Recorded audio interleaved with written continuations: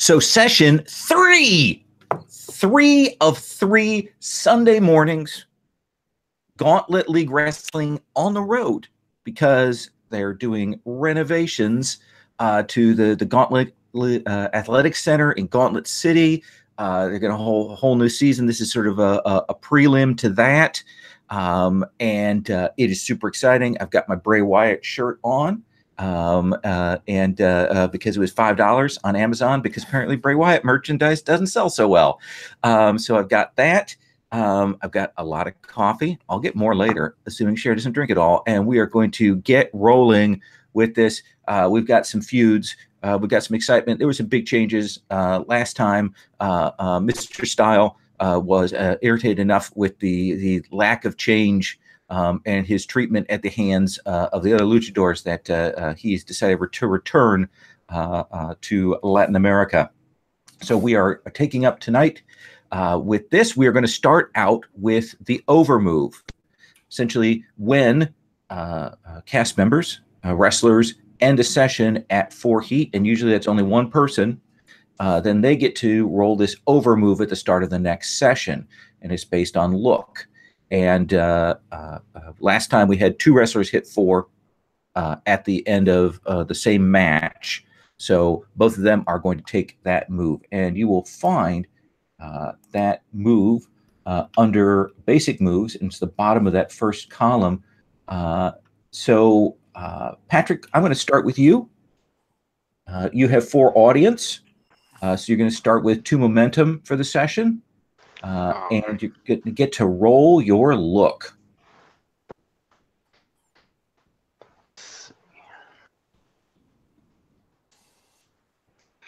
That is a 10 plus 2 is 12. That is a 12. So you choose whether you remove or replace a promotion trouble, add or replace a promotion tag, or pick 2 from the 7 to 9 list. If we look at the promotion tags and troubles, right now tags are touring shows, broadcast deal, social media expertise.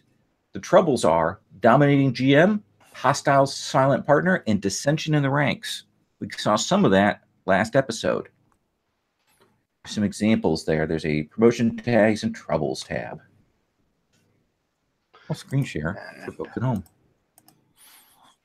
Oh, stupid mouse, do what I tell you.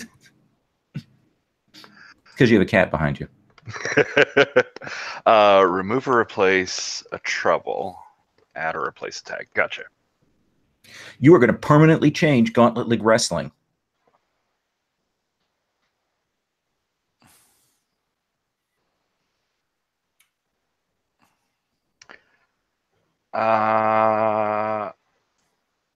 Okay. So I think I want to replace one of the troubles. Ooh, interesting. What do you want to replace? I want to replace dominating GM. Okay. With fractured creative committee. Interesting. Okay. And I think Wolf Backhouse is not entirely pleased with having been pushed out of everything, and I think there might be a comeback from him. Okay. I'm going to spell committee CEO. First try. Thank you, spelling bees. Anyway, so yes, awesome. Fractured creative committee. So Wolf Backhouse coming back from the shadows. He's been pushed out, and we've got the man formerly known as Cyborg Destroyer as the road general manager, and we'll get some pushback on him. That sounds awesome. So that brings us to you then, Kat. You also get to roll. And I don't have look, so that's a 5. Okay. I am not nearly as over as our understudy. So you've got a choice. You can have me book you in a match with your lowest heat opponent, or the promotion gains a new trouble. What would you like? And you did gain those 2 momentum first, so yes. If you want to just blow them, you could get to a 7. Yeah. Ooh, what's the difference on there? Gotta look at it again.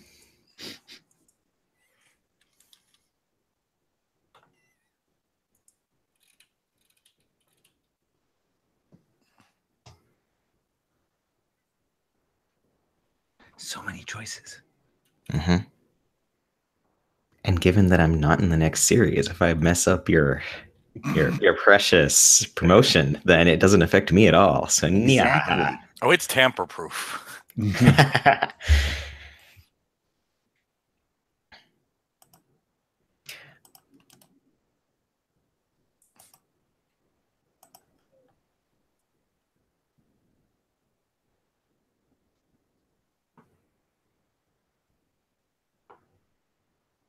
I am going to add a trouble.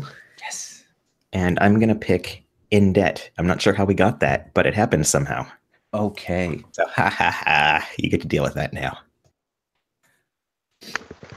I think that means for like this one last show, we get amazing special effects budgets, but then it's all just too much.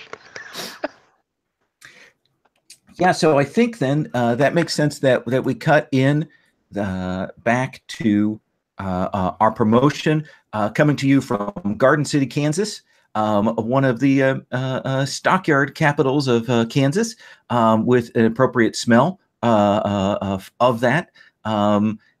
But you can see that after a couple of shows on the road where Terminatrix did not look so good, especially that last show, that it looks like Cyborg Destroyer general manager has pulled out all the stops and has gotten the essentially Garden City Convention Center and Steakhouse and has set it up for a big show, clearly overspent on the budget.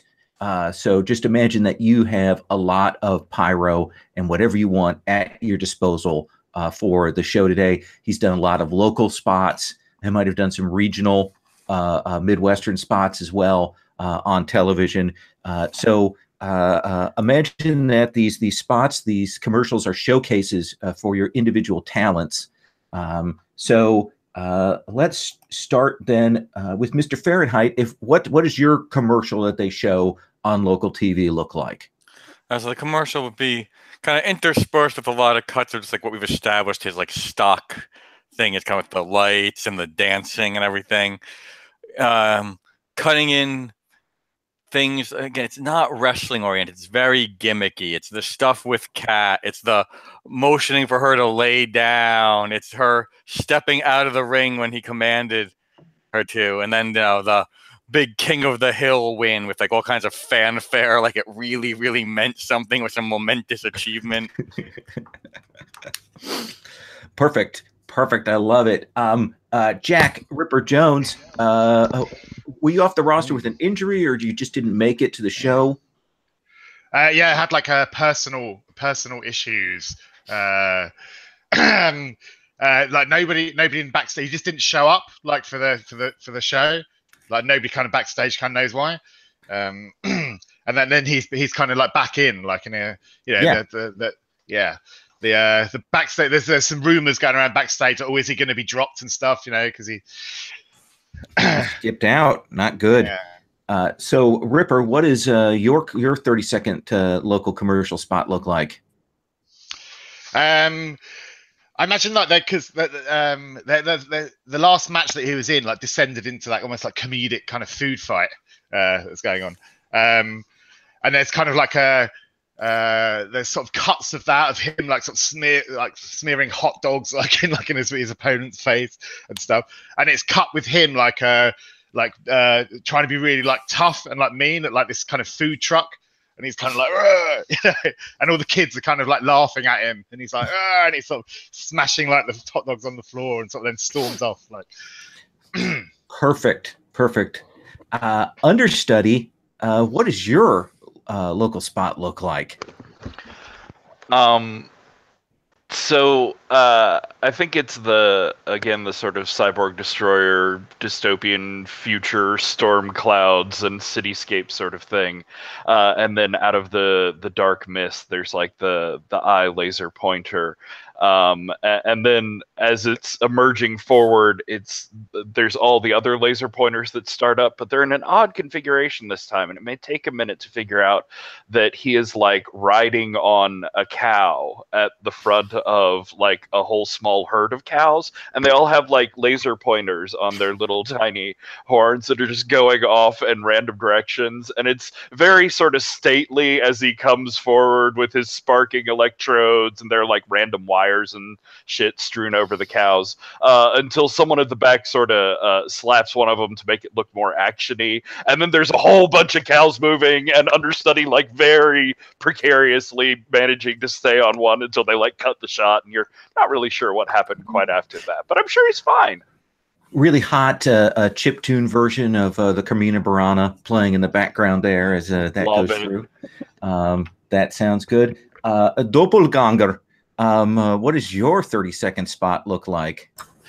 It's just a toy commercial for all the doppelganger toys, and they're like real, the real version counterparts, and like it ends with like it's just like a montage of all the different little action figures and them doing their action throw. You know, when you push the button on their back, they throw their arms, and you could lock another wrestler in that and throw them.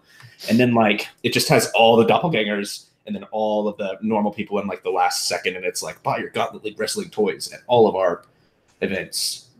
And it does say we've got a special on the Doppelganger closeout series. Essentially, buy one figure, get a Doppelganger figure free.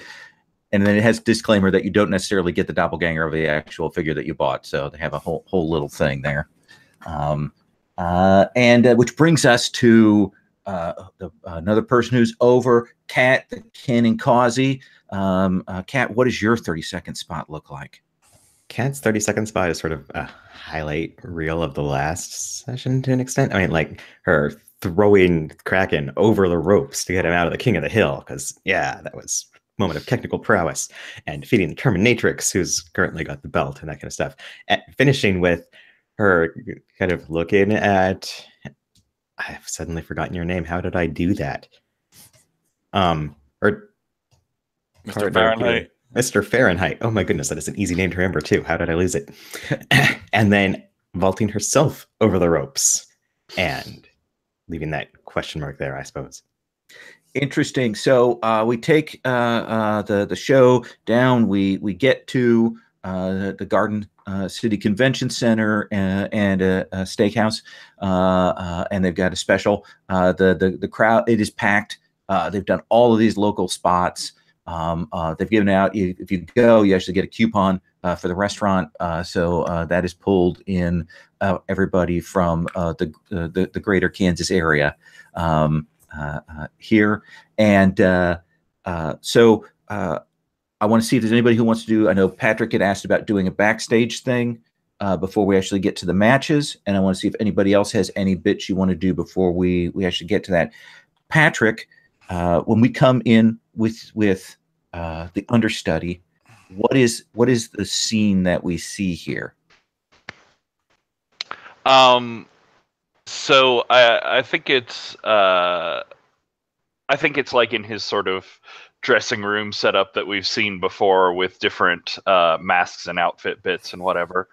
And I think we see like a zoom in on the new official understudy figure with like the cyborg destroyer bits on it, and he's sort of, oh yeah, take that Terminatrix, and he like slams the Terminatrix doll. But it zooms out a little bit, and we see different for understudy. So I had been thinking like off camera previously, but now with this tied into the trebles, I think this is probably actually on camera. But we see like the back of understudy's head like without his hood on. And he's there talking to I think a shadowy wolf backhouse sort of emerges from the shadows. So things are not going well for us, understudy. Really? I've got this whole new toy line. CD looks like an idiot on camera. I think things are going pretty great. Yeah, and we can make them go well when we get back to Gauntlet City, but there's some things in the way that need to get taken care of first. If you caught my latest commercial? Yeah, it's good. That's in Yeah. the vein that we want to be heading here. You It think you started can- with one trained pony. I ended up with a whole herd. Yeah, I saw the budget on that. He's willing to approve anything just to make this I show know. go off right. We need him gone. I think I have something in mind that should work out. All right. If you can do this, there's a place for you to make the gimmick of your choosing. And if you'll just give me one second, he's gonna reach over and pull up like a ruler and bring it up to the shadowy Wolfback House's face and just like start measuring his mustache. I think we'll cut out on that. All right. Does anybody have a scene or a bit or a backstage or anything that you want to do before we go to the booking? Anything that they want to see or declare? Mr. Fahrenheit? I think everything I want to do will fit into like promos and stuff. I don't think I've got anything Okay. I'd interject. Anybody else? I'd like to ask a question actually about Sure, the absolutely. about the creative, like running the, because we've now got this like schism like between the creative. Like which if we got like kind of like a face side of the creative team and a kind of heel side, like if we got the good and the bad guys. I would definitely say that right now, Cyborg Destroyer, because he's showing extreme favoritism to Terminatrix, and spending all the money, is probably the heel side of things. Mm-hmm. And Wolfback House is an old reliable hand, and so he's probably the face. Mm-hmm. Okay, cool. That's all I wanted to clear up. All right. So we get here into our Garden City, and I'm going to pull up my little list here. And I think we're actually going to start with a rematch, the opener for two sessions ago. We're going to have Ripper versus Mr. Fahrenheit. Probably have a couple of NPW matches.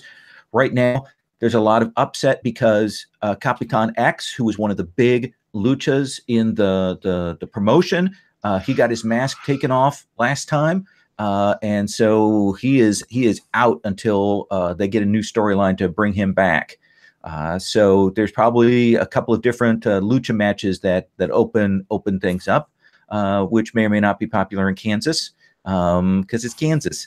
But the match then is Ripper versus Fahrenheit. Ripper, let's come to you. What is the camera setup for this match for you? So I'd like a kind of like a backstage kind of interview. Okay. Victoria Onyx is there. She is the usual backstage interviewer. She will come and talk to you. Yeah. What's the setup for this? Is it just in the locker room, or are we somewhere else? Yeah, like he's in the kind of the locker room, but he's got like a punching ball kind of set up, and he's stripped to the waist with like his tattoos all bulging. He's got his hands all kind of taped up like white tape, and he's there like bang pounding the shit out of this like a punching ball when Victoria comes in. And she's like, "It's good to see you back on the roster, Mr. Jones. How are you feeling about this? I mean, last time the match seemed to go mostly in your favor." Yeah, but you know what happened last time? I went out there to show Gauntlet League Wrestling, show them who the Ripper is. And you know what? They laughed at me. They saw a clown out there. That's what they saw, and that ain't me. And I do not want to be laughed at. That is not what I want. I did not come here to play the clown, to play the funny guy. I'm here to break faces, to take names, and to fight injustices. And I'm not going to have people laughing at me. And he kind of points his finger like right down the camera. He's like, if any one of you snotty little cans of shitbags even dares laugh at me today, I'm going to grab you. I'm going to grab you in that ring, and I'm going to smash your faces in. Get it? Don't laugh at the Ripper. So I think that is either you work in the audience or you just taking the cheap heat. What do you want? Work in the audience, yeah. Okay, then go ahead and roll with your audience and let's see what happens. Okay, cool. Let's go. Oh, yeah, I've still got my things up from yesterday.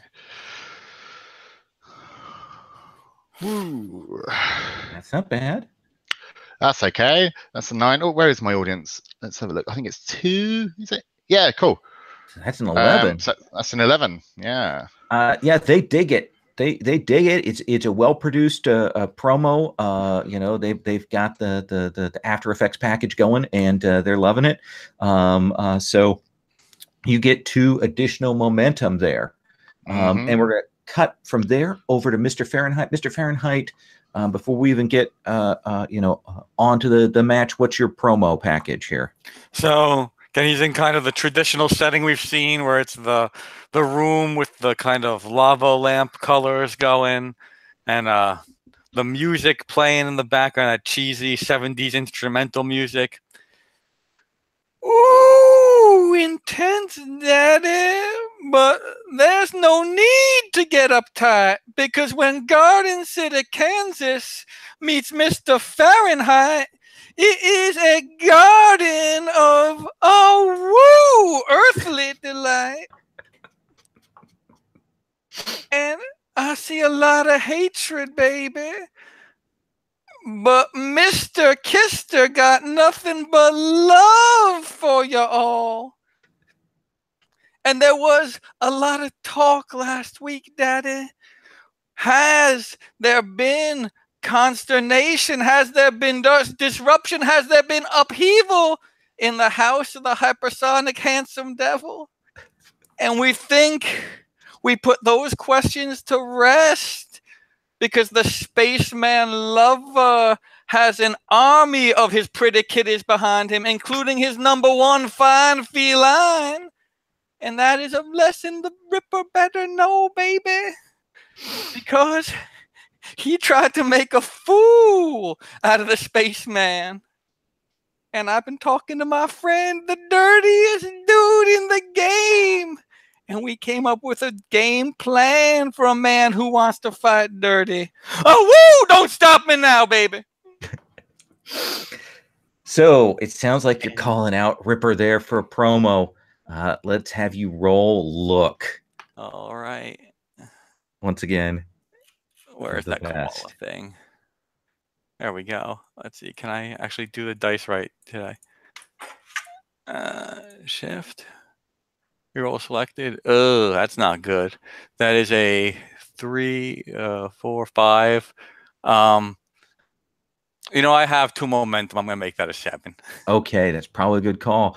So you get to pick one. Creative books you in a match. You add a stipulation to a match. You gain a momentum, or you add a heat with Ripper.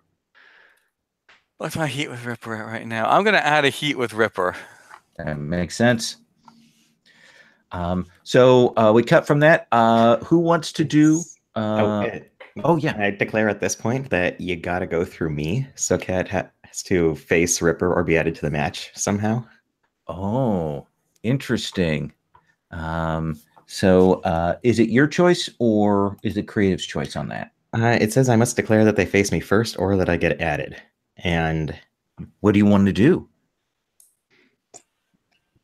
I would be up for face you first, but honestly, I don't have real strong feelings if the Creative really wants it to go one way or the other. I heard you say face you first, so let's do that. Yeah, let's do that. So what is the thing that cuts you off from getting up there, Mr. Fahrenheit? It looks like once again the ladies want to protect this luscious lump of luchadore, baby. So you just can't get into a match with the spaceman. You have to go through the fine feline first. Oh, woo! All right. So Ripper, what is your entrance like? And then we're going to have the surprise entrance of Cat.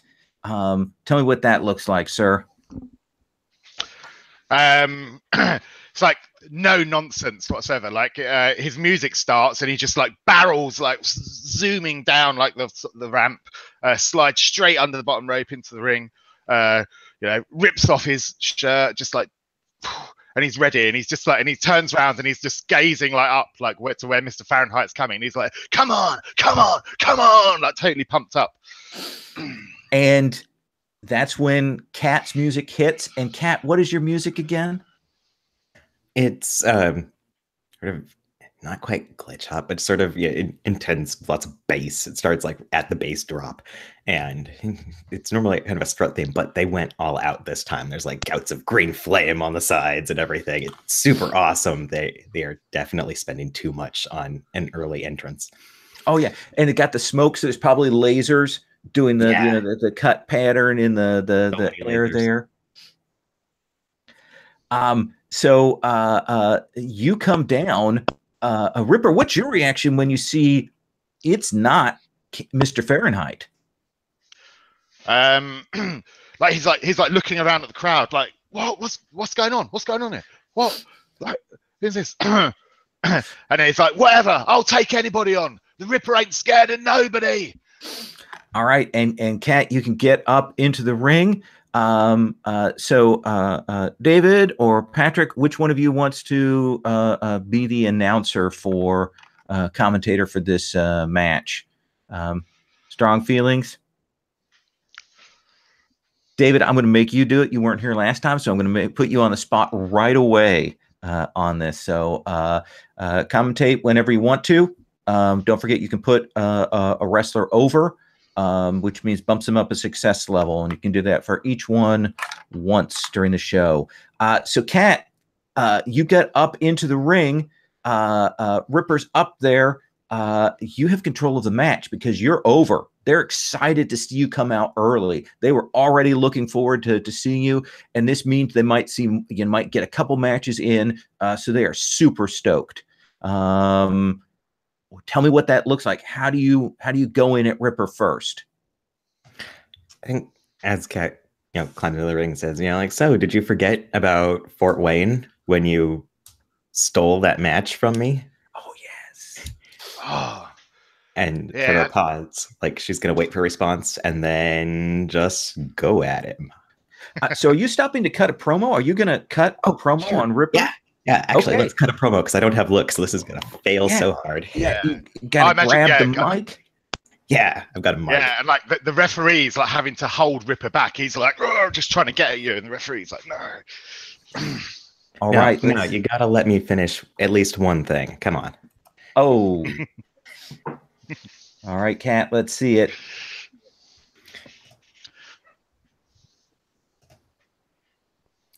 That's a 7. Okay, so you got a choice. You can have creative book you in a match. You can add a stipulation to the match. You can get a momentum, or you can add a heat with Ripper. I'm gonna add a heat with Ripper. That's smart. Smart call. And you cut a promo, so you kind of hand control the match off to him, but you get your promo in. Ripper, you have control. What happens? I kind of like I sort of turn away from the referee, and I'm like, okay. And like when the referee drops his guard down, I sort of dash past him and clothesline Kat like sort of right off her feet, like over the ropes. And we go straight out into the crowd, like straight away. Nice. You guys are down in the crowd. People are pushing back. They're excited. This is early. This is hot. What is the spot continue? Where do we go before we do the hit? We both sort of tumble down into the mat, and then we both get to our feet, and then we just start sort of lighting each other up, like with sort of lefts and rights, like, and it's basically like a really sort of high intensity brawl there, right there in front of the audience's faces. All right. So, I mean, is this sequence here a punching of trading strength? Do you think that's power? I think we're really going at it. I think this is like we're going real on this. Oh, you're working stiff. Yeah, because Ripper does not want to be, laughed at. He wants to show the audience and all the other workers just how like tough he is. So he's All going right. real. Then go ahead and you go to do legit injury. Go ahead and roll your reel. Which is 1. Oh, that's a 4. That is a 4. Tell me, how is it that you injure yourself? Yeah, he's like really wailing like on Cat. You know, maybe catches her with like a couple of really stiff ones like to the side of the head. And then if it's okay with you, Cat, like at the very last moment, like you kind of like duck underneath on the punches, and he legit like smashes it into the ring post, and breaks his like knuckles in his right hand. Oh yeah, we probably see some blood there. And Cat, you'll hear that crack. He clearly just broke his hand. So Ripper, you get to mark an injury. On your playbook, is there anything that you get as bonus or effect when you get an injury? Some playbooks have that. Not that I've seen, no. Okay. So that hurts. It stings. The audience is laughing. But Cat, you have control of the match. Okay, so having heard that his hand just broke, I'm definitely trying to kind of clean this up to an extent. So I'm going to say like, oh no, that was such a powerful blow. Cat just barely dodged it, sort of thing. And then I'm going to try to fling him back into the ring, thinking that maybe then we're going to have fewer collisions with things. Okay, so you toss him back into the ring, even as Ripper is kind of getting his head together, and you still have control of the match. Yeah. Commentator, what's your take on this whole moment here? How do you help it? Oh man, a swing and a miss, and it looks like the Ripper has just busted his hand on that turnbuckle right there. But Cat's throwing him back in the middle. Look at her go. Will we even get to see him fight the spaceman? Nice. Blood coming out. Cat, it is your match to control. I think I'm mostly just trying to keep him in fairly close so that busted hand doesn't come up more. So I'm going to go for like a DDT or something where I'm just going to grab and smash and try not to make him use the hand more than he has to.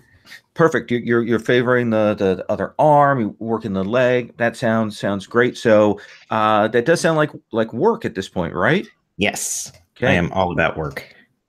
Bringing that down. Let's have you roll work.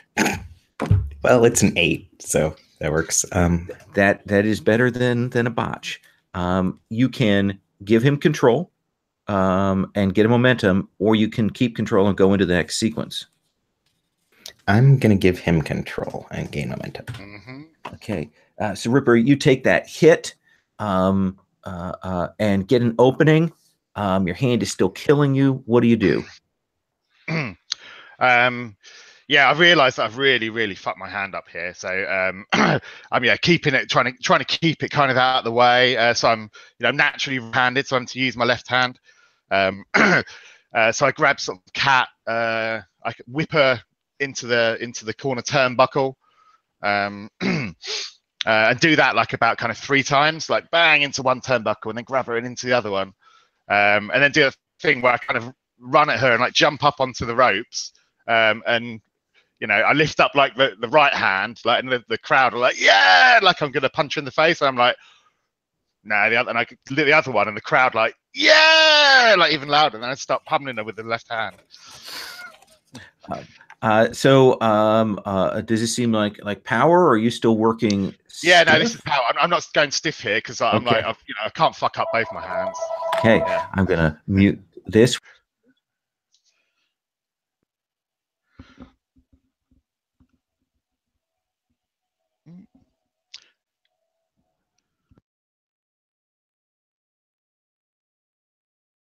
So what do you got?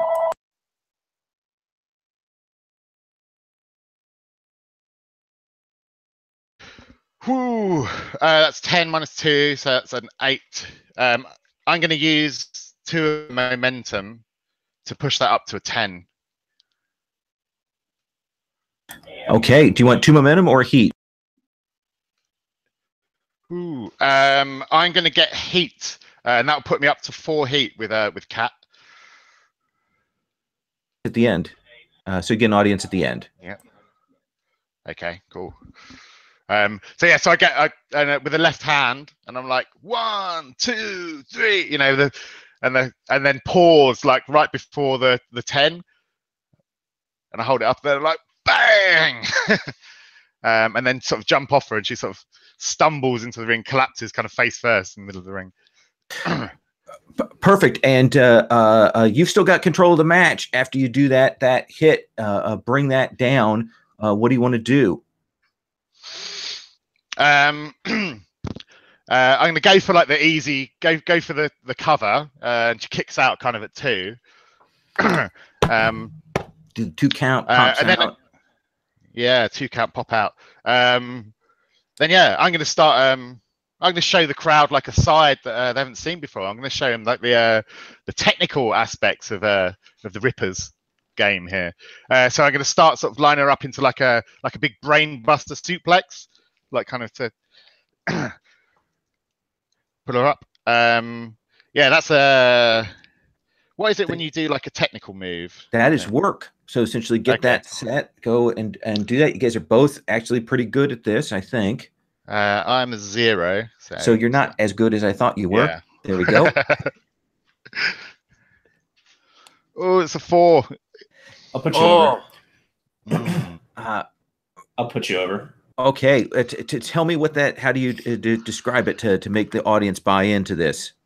Is this a boxing match? What is he doing? He just keeps hitting her and hitting her. Wait, now he's lining up for some real proper wrestling. Awesome. Do you want to keep control, Ripper, or do you want to give Cat control and take a momentum? I'll give Cat control and take a momentum. So like, barely up. Yeah, the brain buster. You know, it looks pretty sloppy, but like with the help of the announcers, kind of getting me over it. The crowd kind of warmed to it. Okay, but yeah, like all the workers backstage can be like, "Whoa, he's pretty sloppy on those moves." Yeah. We definitely cut to that. We can see Cyborg Destroyer, the general manager, talking with Terminatrix. Looks like she's, like she wants to get out there and interfere. There's some discussion going on back there right now. So we cut back. Cat, you have control of the match again.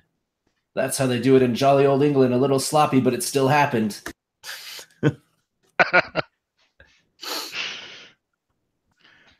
Cat, what do you think? So Cat is selling this hard. Oh no, she's dazed and everything. But yeah, picks herself up and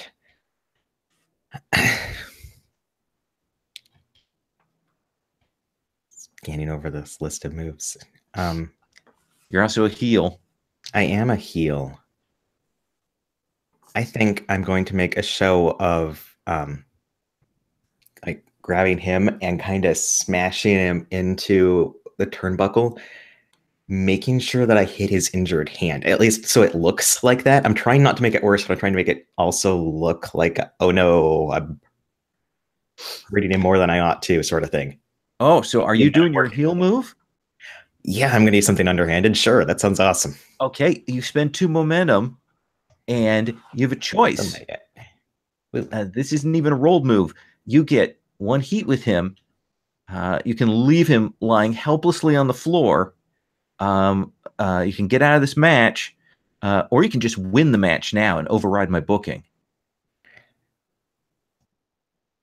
And I mute myself as I go to talk. I have to do that at least once a game. Yes. I'm going to go for win the match. Oh, tell me what that looks like. So Cat can smash it a bit, and oh no, she is smashing his injured hand and everything. This is vicious and everything. And then I think while he's kind of stunned, oh no, this hurts so bad or something, I'm gonna pop up on the ropes and just leap at him. Oh, and immediately go into a cover. Oh yeah, so he's holding his hand, doing that, crying out. Ripper, are you selling this? Oh yeah, absolutely selling it. He's in absolute agony here. Yeah. And for whatever it's worth, I'm trying not to make this look comedic, but intense. Like we are both two good wrestlers having a good yeah. wrestling match. Okay. So you get to roll your finisher. Woo. What? This is just savage. She attacks his hand, then goes on the ropes.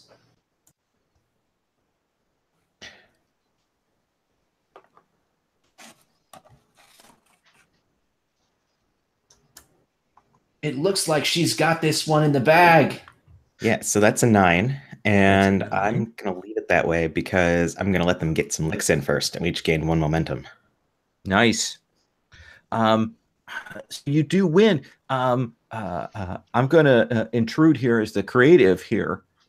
Just briefly, as you're doing that, there will be that shout and that sort of dun dun dun dun dun dun dun dun dun, and Terminatrix comes running in and kind of, you've already won, but kind of shoves you off.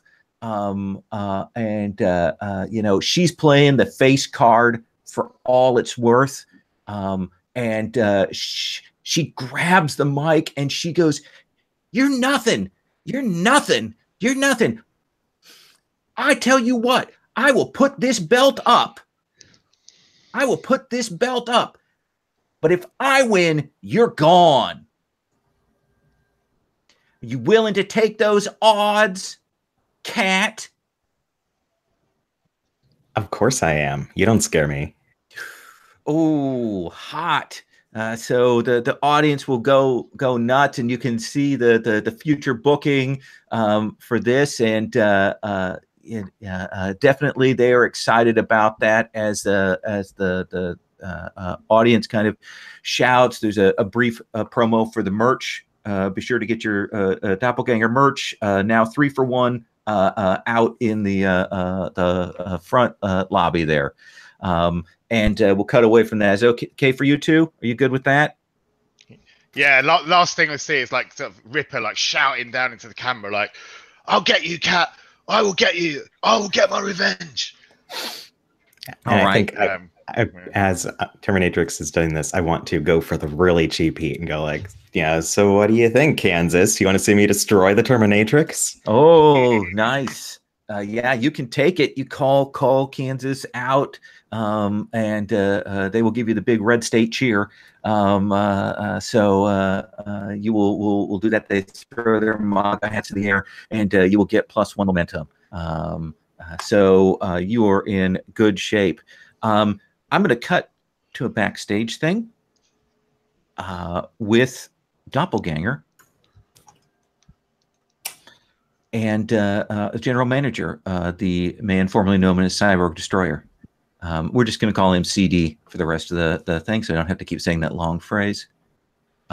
Where does CD find you, Doppelganger? I'm like raiding the Ripper's wardrobe, like getting dressed up as the Ripper, because I'm like, and like I see him, I'm like, there you are. I've been looking for you. We promised Mr. Fahrenheit versus the Ripper. Next best thing.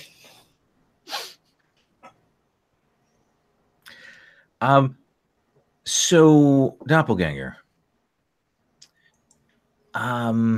you kind of missed the last show, a couple of shows on the road. So I got word from management, and they're really doing a hard push with the understudies' new line of toys. Yeah. They're playing them hard, and so talk now. How sold are you on this doppelganger gimmick? Are you kidding me? I can't wait for it to be over. Like, the faster we can sell those things, the better. Yeah, we definitely need to get you out of this gimmick here. Now, like, I'm not German, and I can't do a very good German accent. Yeah, it does crack at times. Even Herr Euro was a little bit better at than you are, and he was French Canadian. So here's the thing: we've obviously got to put you against the understudy, right? Again, like, why are we doing all these like rematches of rematches of rematches? Because we're doing what works. But here's the thing: is I can make it so you get the gimmick you want out of this. Okay. I need you to bury the understudy hard. What are you talking about? Like, he's got a whole, we're ramping up a whole production process of his toy line. Like, if we bury him now, we're going to lose all kinds of money on that merch. And then people might want to keep the doppelganger around. Could you imagine what a disaster that would be? No, we'll clear up the doppelganger. If this goes, we'll make sure. Here's the thing: is he embarrassed me last week. So this is a personal thing? Yeah, and I get the pull to get things done. You're Hitman? Come on. I'll do a lot of things for money, but not that. Kind of looks at you, goes, "You made a bad choice here today, doppelganger. Hope you like those suits. You're going to be in them for a long, long time." We'll see.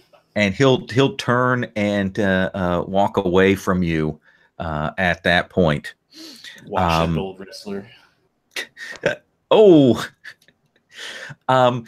Anybody else have a backstage thing you want to do before the next match? Backstage, out of character, Mr. Fahrenheit wants to approach Ripper and say, "Hey, buddy, how bad's your hand? Let me see that."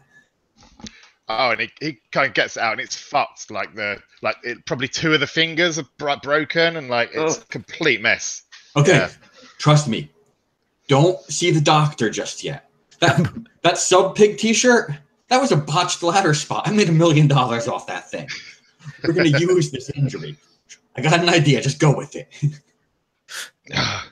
Yeah. I mean, I'm really gonna have to ask you to, take me under your wing here, Mr. Fahrenheit.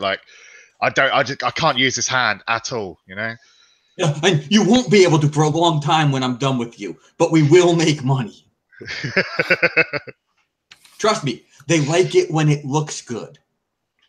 Think about it. When Stan Hansen knocked Vader's eye out, that was 25 years ago. We still talk about that. Yeah. You think I haven't put a couple oral surgeons kids through college, but it was worth it. Just go with this. Yeah, well, I'm going to need to make some money out of this match, I tell you, because you Americans, you don't have no bloody National Health Service, do you? So, this is going to cost me. I'm like wandering up at this point. I'm like mostly dressed like Ripper. Like, what? You're still going to go out there, Ripper? Come on! Like, I've got this gimmick. I can totally step in the ring for you. It's not a big deal. But it's gonna work for me. If I go out there with this busted hand, the fans are gonna love it. They're gonna be like, I'm fighting for them, even though I'm injured. I don't know. What do you think? I don't know. What are you gonna do if it gets even more hurt? Like, Cat already attacked it. Like, what's Mr. Fahrenheit gonna do? And I think at this point, Cat kind of pokes in, like, "Hey, are you okay? Is it cool? Yeah, I was trying not to go too hard on you, but no, it's Cat. It's my fault. I went too hard at the beginning, Hey, I was trying to prove that I wasn't a clown, and look, I am. Look, I ended up being the clown. You made a good show there. I mean, hey, it didn't look like a clown to me. It looked like solid grudge match. Just maybe he's off a little next time. Yeah, you know how it is. You have a week off. You have a week off. You slip out of the audience's mind. You want to go back in there with a big bomb, and I guess I just made the wrong call. I just made the wrong call. You're definitely in their mind now. So I have a question for Mr. Fahrenheit.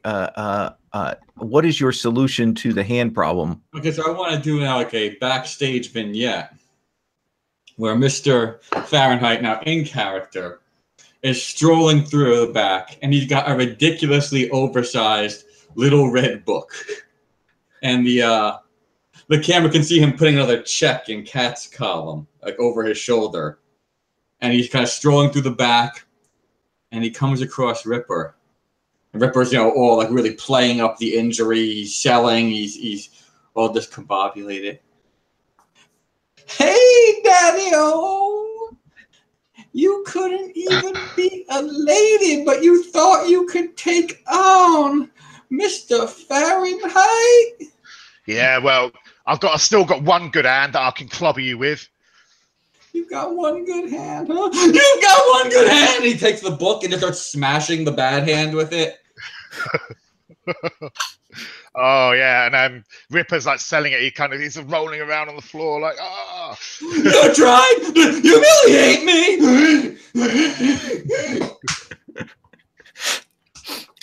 Man, it sounds like the hand going insane.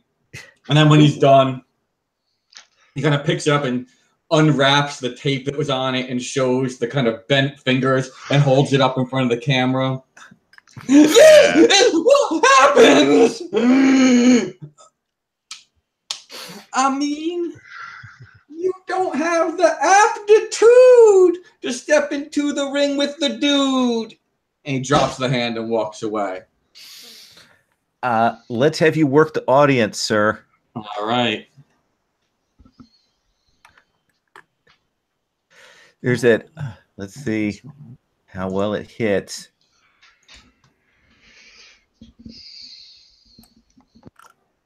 All right, so that is a 7-10. That is a 10 to work the audience. So you get 2 momentum. All right. And we hear in the audience, so big, so big, so big, so big, so big. That goes all so big. They just going nuts here. So the next match to be booked is a late changeup. Cyborg Destroyer CD has announced there's going to be a triple threat match. And it is going to be the understudy versus Doppelganger versus Skunk Ape. And you will see backstage, CD has been talking with Skunk Ape kind of intensely, even as Skunk Ape is getting the full outfit on. And Skunk Ape's kind of nodding in that way that clearly Skunk Ape has been given some orders to do something, and he is getting ready to go out. So we haven't seen understudy too much on screen here, except for that beginning bit. So what is our promo bit for you, understudy?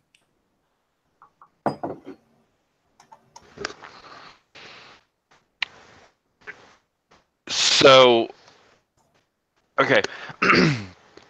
So, I think it starts with that same, like, Thunder Skyline dystopic future city sort of thing with the bum bum bum bum music, but then like I think tearing through like basically a painted background, there is term a study, I'm not sure. We'll workshop that, but it's understudy, instead of being dressed as Cyborg Destroyer, is now dressed in a Terminatrix outfit, full with like wig and whatever boots she wears, and that coming out and saying, no, stop all this, I hate this old commercial, it's terrible, it happens all the time. Cyborg Destroyer said I could win any match that I wanted, so all I need to do is just walk in and lift one finger, and boom, I win! So yay, everybody cheer for me! Oh, I think you're cutting a promo on Terminatrix. Sure. Let's have you make that roll. Let's see. Look. Dice that do things. 7 plus 2 is 9. I'll spend 1 to bump that. Okay. So you are cutting that promo, and on a 10 plus, you get some picks. What would you like? You just get 1 momentum and 1 from the 7 to 9. Yep. Okay.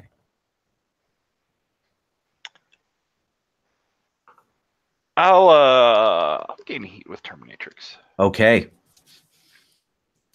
And what's our backstage when we cut over to Doppelganger? For the promo, or Yeah, for the promo before we do your big entrance. So I think it's actually like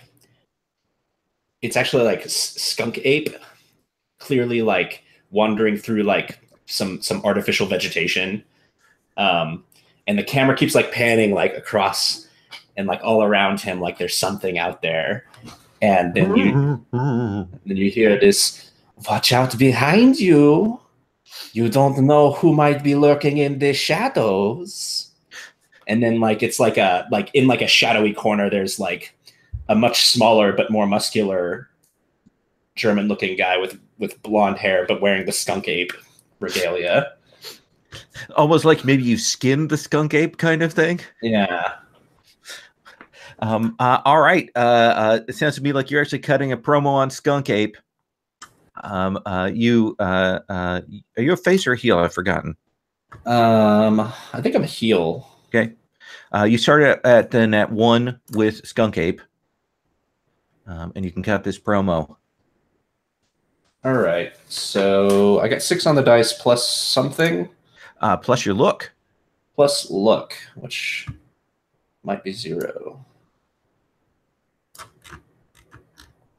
Look. Yeah, look is 0. So this lands like the audience don't get it. It's like too high concept because they put a lot of production dollars into this.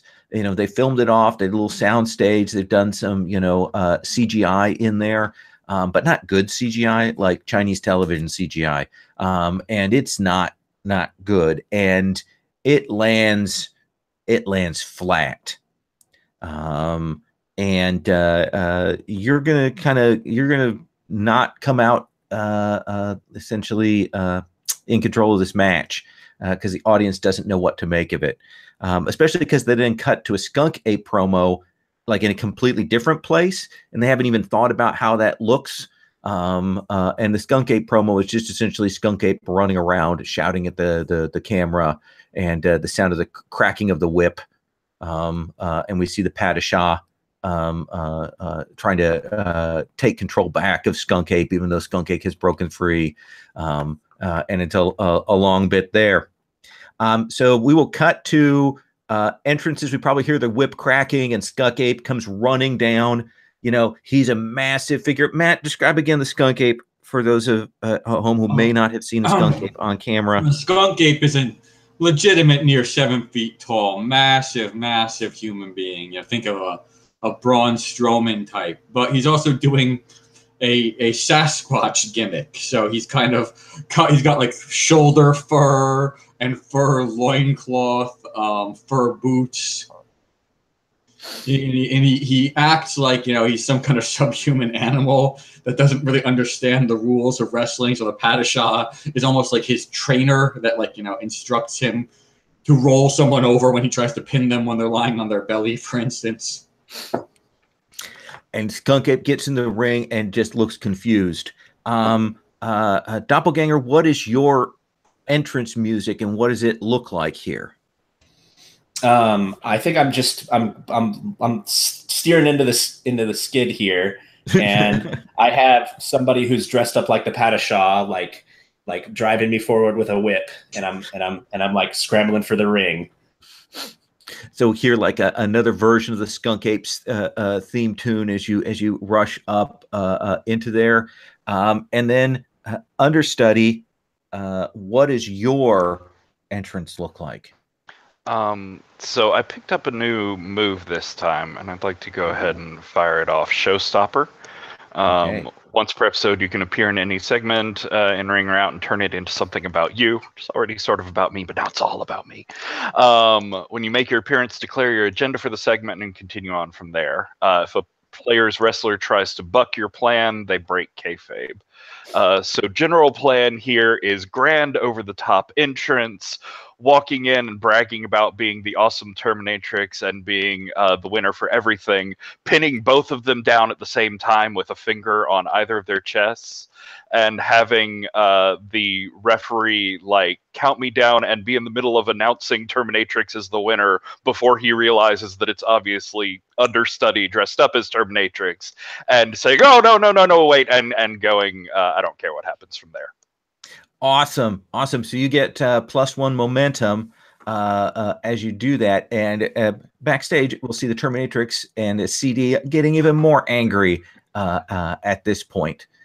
So I think the entrance itself is like loud, bombastic, sort of general R&B music. The curtain opens with all sorts of spotlights. There's understudy in the Terminatrix outfit with like a Burger King crown on her head, laser pointers, and an entire like flowing floor draping cape made out of cash as she just stately walks down the aisle, and like every 3 steps or so there's a pair of pyrotechnics that go up at either side of understudy until he gets down into the ring and says, "I, Terminatrix, have been ordained as the champion of all matches that I choose to show up to," or whatever. "I don't even have to try. Sometimes I don't show up. Sometimes I just send other people dressed as me to win my matches for me. Oh, you two ugly, horrible skunk people, down on the ground now," as they're like, I don't know. You can try and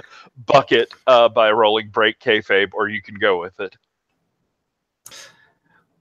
What do you think, Doppelganger? I'm not breaking it. I'm seriously here because I'm afraid that the skunk ape is going to try and murder this guy. So I'm just keeping an eye on him.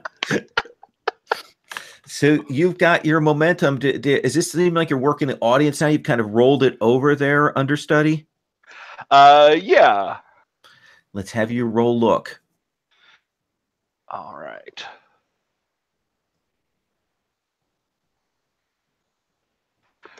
Ooh. 6. I'll spend 1 to bump that to a 7. It's a weird spot. Okay, so you can just go momentum just stays, or you can keep control. I'll stay with the momentum. Yeah, I'm curious to see whether Skunk Ape goes with this. And there is that moment where Skunk Ape goes and comes running at the understudy, and like, okay, this is the guy I'm supposed to break. You can see that little thought bubble above Skunk Ape's head, and Skunk Ape will pick you up, and 7 feet tall, strong, and essentially grabs you and runs at the turnbuckle, essentially to do that turnbuckle buster, and smacks you against that hard. Yes, Peon, lift me above me of you so I can get more gravity. Oh, that's not what I meant. No, this is not at all what Cyborg Destroyer said would happen. And smash you against it. Bits and pieces come off. The crown goes flying. My crown. And Skunk Ape kind of steps back to kind of survey the scene. And you have control of the match again. Then understudy, you can see that Doppelganger is there, kind of, clearly kind of keeping an eye on Skunk Ape. What do you want to do? So I think sort of backed up against the turnbuckle there, I'm going to turn to the audience there and just give sort of a shrug. Well, you try things. And then I'm going to turn back to the Skunk Ape, hit a like glowing diode electric thing on my chest, which just turns into a strobe light directly in his face as I sort of climb up the ropes and leap off the turnbuckle at Skunk Ape's head to try and beat him into the ground or something. Ooh. I'm very small. So do you think this is work, or is it power, or is it heat? I mean, you're getting up on that turnbuckle. That's some heavy stuff. Yeah, let's go with work. Okay. Let's see you roll work. Ooh.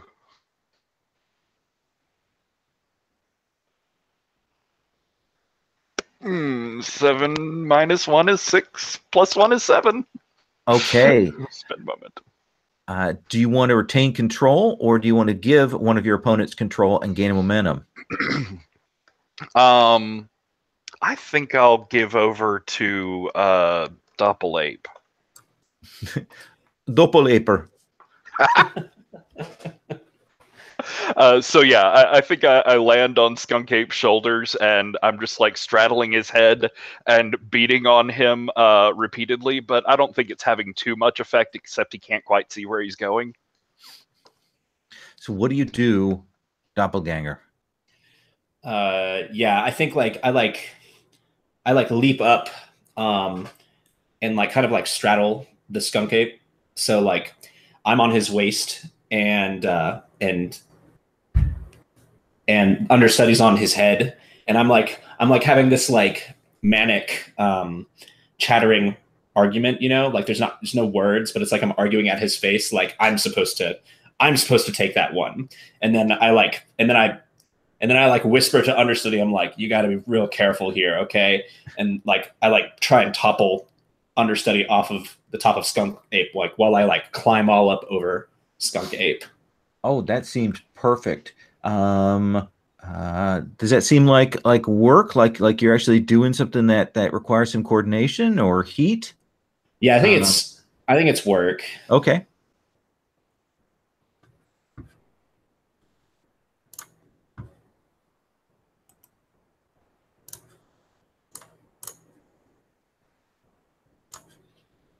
Nice. Boxcars.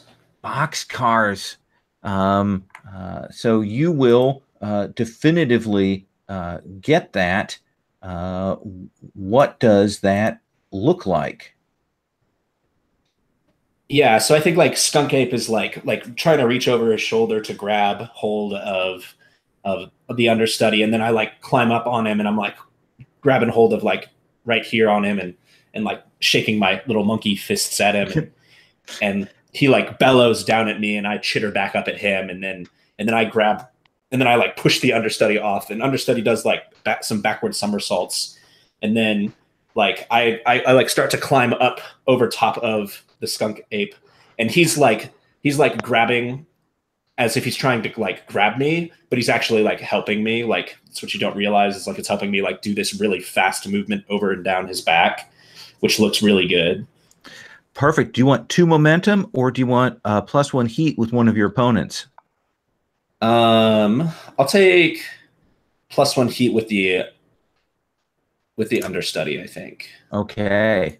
And as a under matrix, I think we'll go with tumbles down to the ground like there's a squeak, and he's very like, oh, this is the worst fall that has ever happened, as he's slowly crawling towards the ropes because everything is broken and the pain.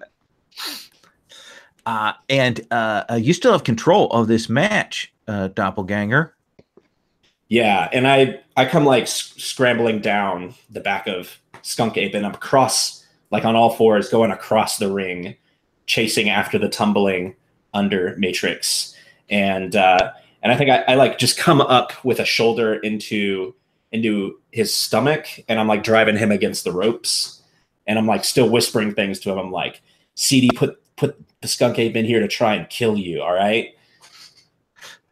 We got to just make this look good and try and keep you out of his hands as much as possible. And I'm like monkey slapping. As okay, I'm doing this. fine. Just make it as embarrassing as you can. All right. Yep. Go on. So then I think I grab the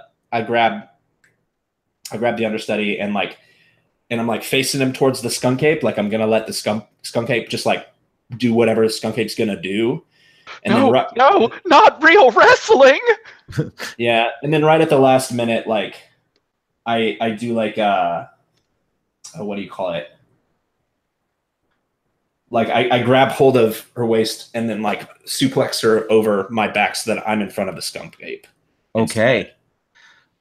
So do you think that's work, or is that something you guys have worked out before in case you'd be rolling heat? I think we have like worked together quite a bit, so like we're used to this kind of moves, even if we hadn't prepped this exact scenario out where I had to try and make sure that he didn't get killed by a skunk ape. Right. Then let's have you roll heat. Cool.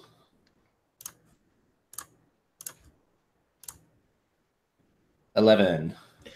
Oh, that is nice. So you get 2 momentum or another heat. What happens if you go up to 4 heat? Isn't that something momentous? No. Yeah, when you hit 4 heat at the end of that match, you're going to increase your audience by 1. Yeah, I'm gonna do that then. Okay. So you are hitting it, and you are hitting it hard. And here is the thing: they have you booked to both lose to the skunk ape. That is the booking that CD has put out here. Clearly personal vendetta material. So you guys can keep going, or you can try and change things up. Would it be breaking kayfabe for me to try and go out from Doppel-Aper before Skunk Ape? Ooh, that's interesting. Right. Like if you just like flop right now and then I get pummeled by the skunk ape, like would that be a skunk ape victory or? Yeah. How do you want to play that? You guys have worked together enough. You know the code. You've tag teamed together. How do you want to plan that out?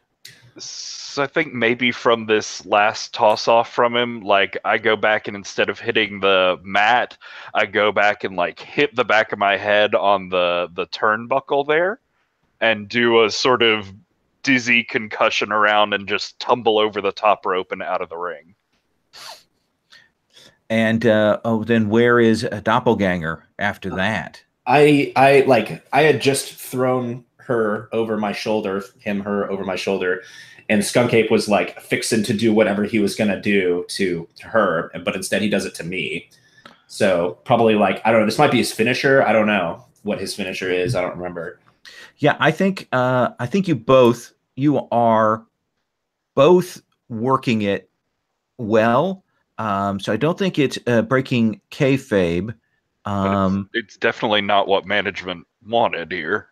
Yeah, that is a good question. How we want to do this? Who's the last person of the two of you that's in the ring? It's me. Okay. I'm gonna. Is that cool with you, Patrick? Mm-hmm. So I think you are gonna roll break kayfabe here. Okay. Just because the audience can see you guys working it.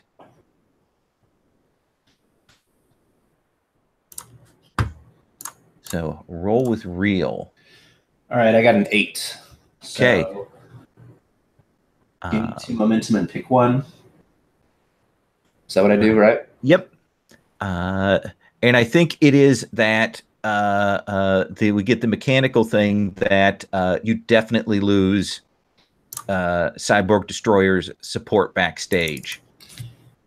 Yeah, that sounds about right. He sees that you kept the skunk ape from getting his hands on the understudy, and we cut back to a fuming CD, even as he's planning on this. And the match kind of ends oddly. They go for an intermission. Even as they're planning out, we've got a couple more matches to go in the show, but let's take our 5-minute break here. We'll come back and we'll see any backstage stuff. But we definitely have at least one belt match online tonight that we're going to resolve, and we got to get Mr. Fahrenheit into the ring. So we'll do that when we come back.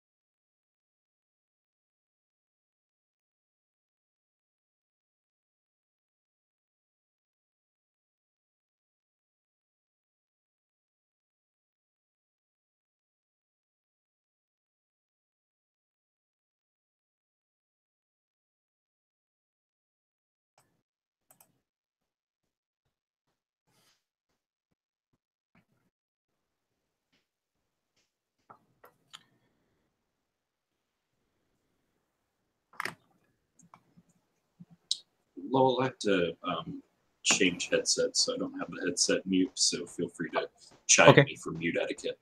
Fair enough.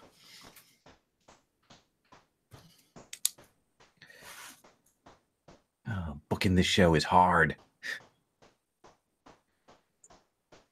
Yeah, this is pretty twisty.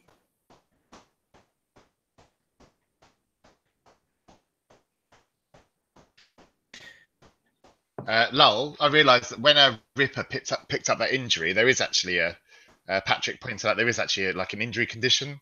Mm-hmm. It means whoever like caused the injury, so I guess that'd be Cat.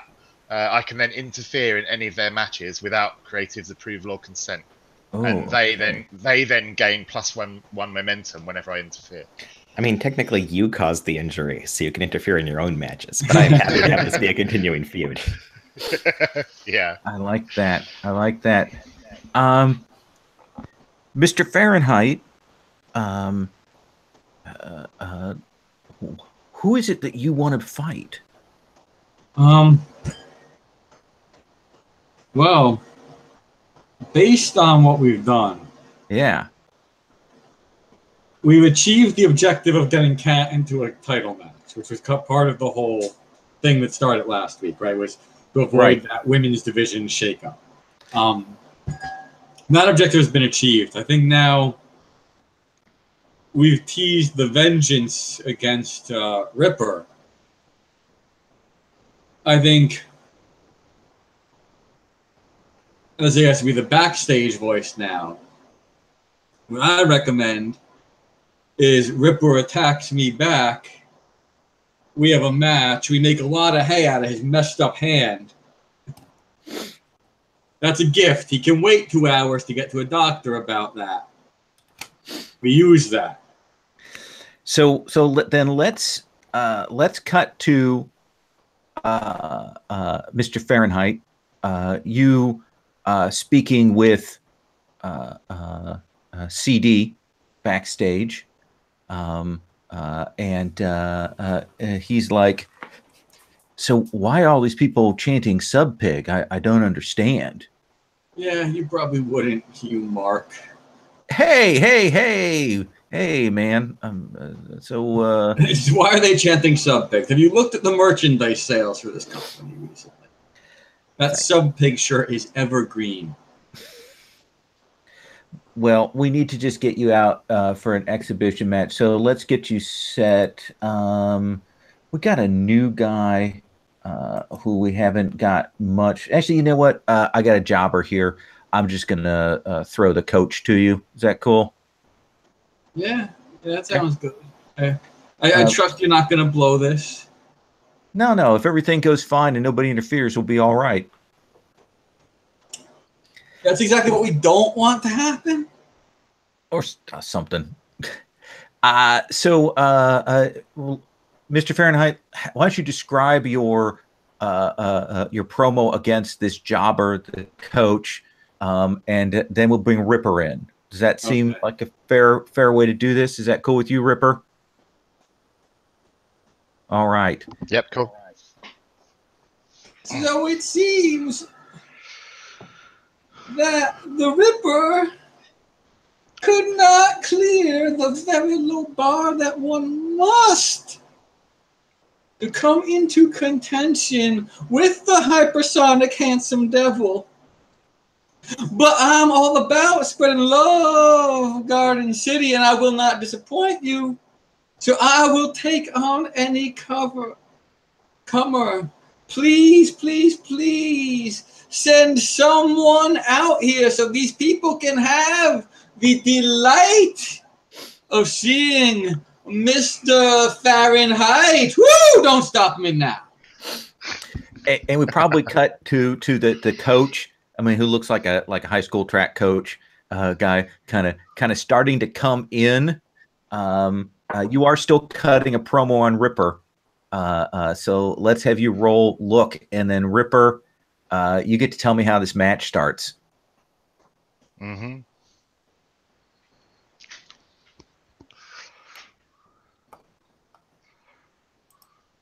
So what did you get, Fahrenheit? I got a 9. Okay. So you get a choice. Make creative book you, add a stipulation, get a momentum, or get a heat with the subject of your promo. I'll take a heat with the subject of my promo. Okay. Ripper, how do you bust in on this to start the fight backstage? I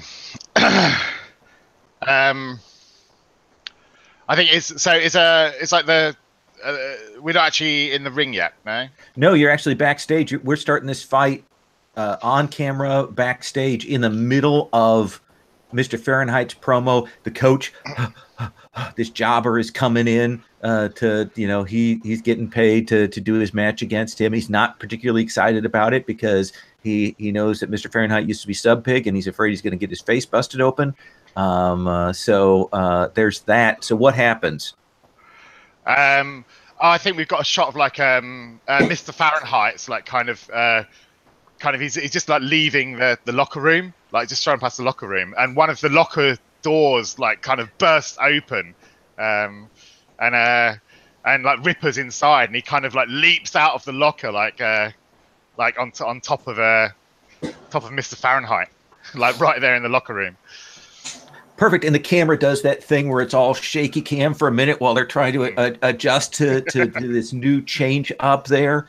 So I'm going to give you control of the match. Describe to me how this starts out. You need to get into the ring and get a ref, but you start out back here. What's the chaos back here? I'd like to sort of grab like Mr. Fahrenheit and like sort of slam him up like against the locker, and I'll be like kind of shouting like right in his face. I'll be like, I'm like, I cannot abide by the way you think you own this place. You think you can come in, you think you can tell the Ripper what to do. You think you can use your sneaky little hardcore tactics. You need to learn some respect. You need to learn respect. And I'm going to be the one who's going to teach it to you. With one hand or not. And it's like cutting a promo. Okay, yeah. I think you're cutting a promo, and we'll pass control over to him after that. So go ahead and roll your look. Yep, cool. It's 5, so my look is 1. So I'm going to use 6. I'll use 1 momentum to push it up to 7. Okay, you can gain a momentum. You can gain a heat. You could add a stipulation. Any one of those seems appropriate. I can add a stipulation to the match. Yeah. Yeah. I can say, you need to learn some respect, and you need to learn the rules. And you know what? And I hold up my hand, which is like completely mangled. And I'm like, you need to learn how to fight fair instead of these underhanded tactics. So I say, we make this match a one-handed match, huh? I'll tie my right hand behind my back. You tie your right hand behind your back, and we'll go at it like gentlemen. One-armed gentlemen. And somehow there's somebody there with a rope to tie Mr. Fahrenheit's hand behind his back, just miraculously happens to be there. But Mr. Fahrenheit, as your hand is getting tied behind your back, you get control of the match. All right, so I want to quick work the crowd because one of my moves is any match I'm in, I can make a hardcore match. So this is a one hand behind the back hardcore match. And as he's getting tied up, he says, Garden City, tonight, Mr. Fahrenheit presents to you a very special, once-in-a-lifetime Garden of Bleeding match. Oh, my God. All right. So are you getting your cheap heat then? Yes, I am. Okay. So you grab your cheap heat. So tell me, you're making this a hardcore match. So is there anything starting in the ring? like I think- sledgehammers or cattle prods, because it's impromptu. Ostensibly, we didn't have that. okay. Right, there's going to be there's just plunder under the ring, as there always is, and no rules, no count out, no DQ, that kind of stuff. You're backstage. Are you guys just running out to the ring, or are you are you starting to fight out here and moving in? What do you think that's going to be? It's out here right now. It's the kind of, we're starting slow. We're exchanging forearms. We're kind of crashing into like lockers along the walls and stuff that makes a lot of noise. But we're definitely working towards the ring because it sucks for the live audience when the workers are fighting in the back. And so yeah, going down that entryway, the audience is both excited, they want to touch you, but they're also scared that they're going to get hit here as you're coming down. So describe to me when you get to the ring, when you finally get up there, what that looks like. All right, so we get out to the ring. We kind of are again just exchanging forearms, punches, and shots and whatnot. But I get him. I Irish whip him into the side of the ring itself, so his back hits against the hard part of the ring apron.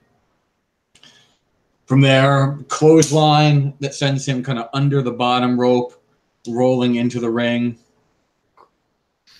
And while he's in the ring, I would start scrounging for plunder underneath and taking, there's aluminum garbage cans under the ring for some reason. They're getting thrown in the ring. There's a stop sign that's getting thrown in the ring. There's a crutch that's getting thrown in the ring.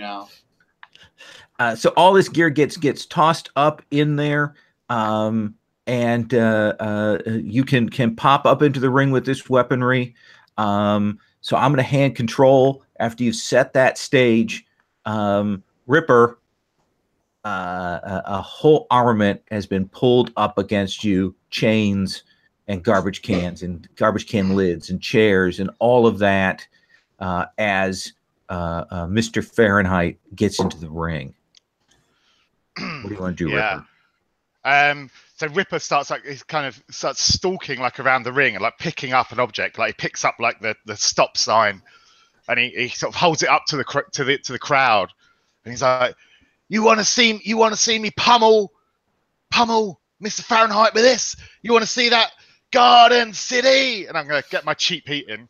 Okay, so you'll take your cheap heat, one-handedly lifting these things up off that.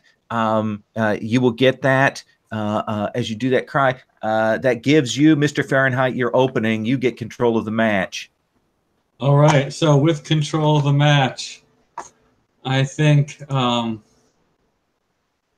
going to start because one hand's behind the back, right? Mm-hmm. So we're limited to what we can do. It's while he's showing off, boom, another clothesline. He's on the ground. I drop a knee to the forehead.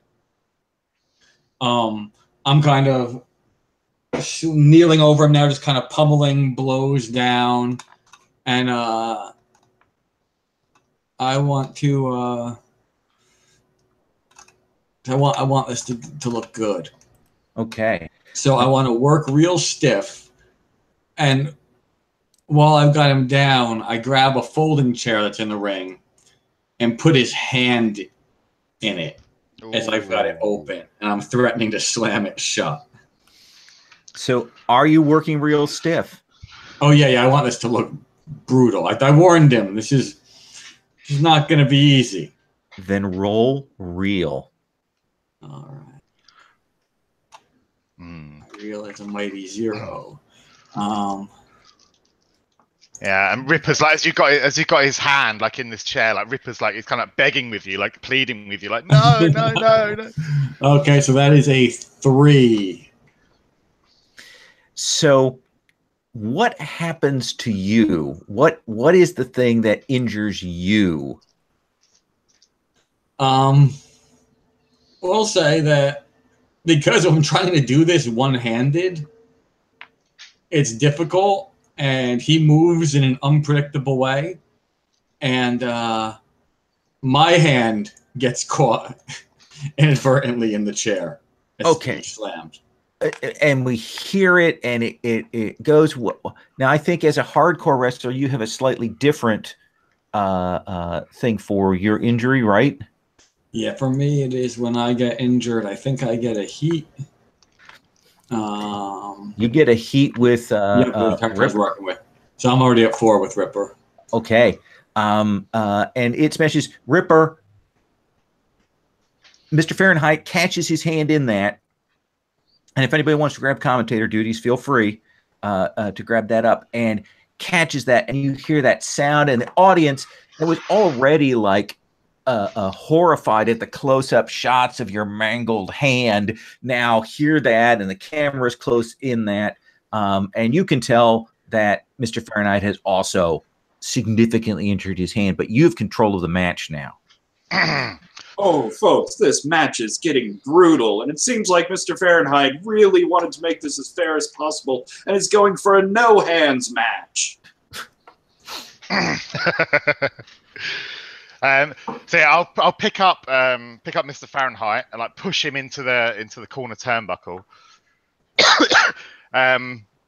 And I kind of like grab down for a foreign object, and there's like a worker's construction helmet type thing, big yellow thing, and I sort of pick that up with my one hand, and like raise it up like as if I'm going to pummel him with it, and then look to the crowd. And I'm like, no, and then I put it like on I pull off my flat cap that I'm wearing, throw it into like the first row of the crowd, and like some kid catches it, and then put on this like construction helmet and start bang, like sort of headbutting him in the face with his construction helmet.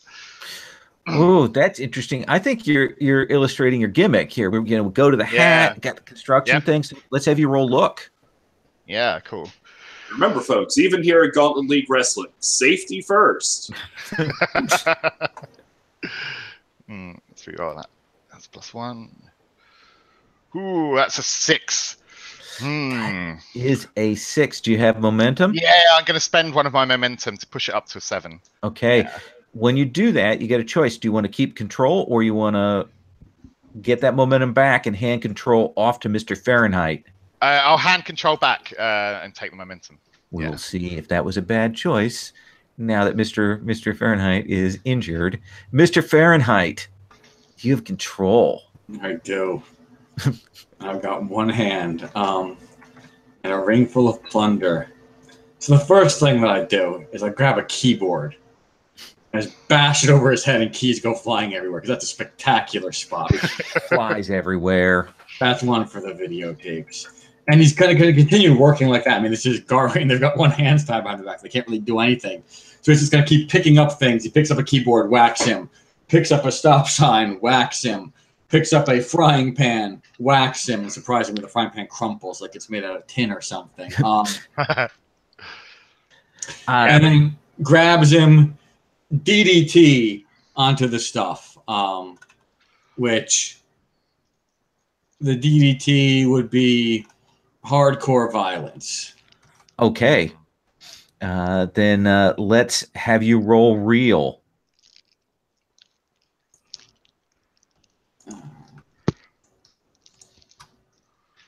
Come on, dice.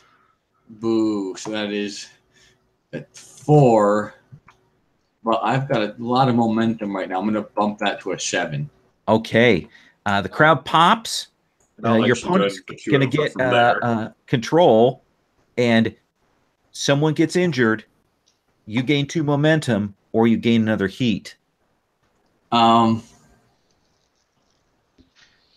am going to take...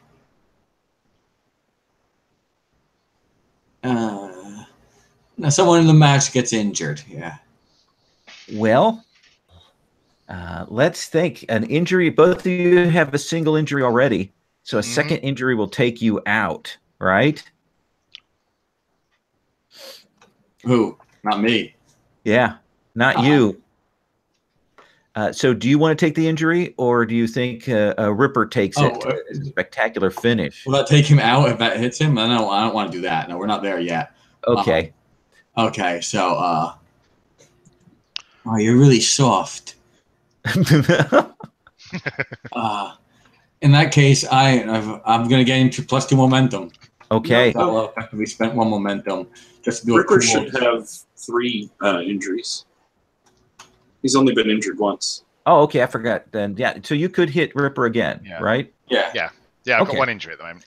Yeah. So So tell yeah. me what that injury looks like. Now the hand has been crushed, broken. Your hand is broken. What happens then? Well, that again, so the DDT is me beating him. He bends over a little bit. I wrap my arm around his head and just fall backwards, driving his face into the mat. But with the hand tied behind your back, you can't really protect yourself at all on that move. Usually you would get a hand up. This is going right in, and there's all kinds of, there's keyboard keys, there's just, plunder, chairs, canes, crutches lying all over the place, and you just face first into all of that. With the sharp pointy end of the keyboard keys facing up like big plastic thumbtacks as your face goes down into it.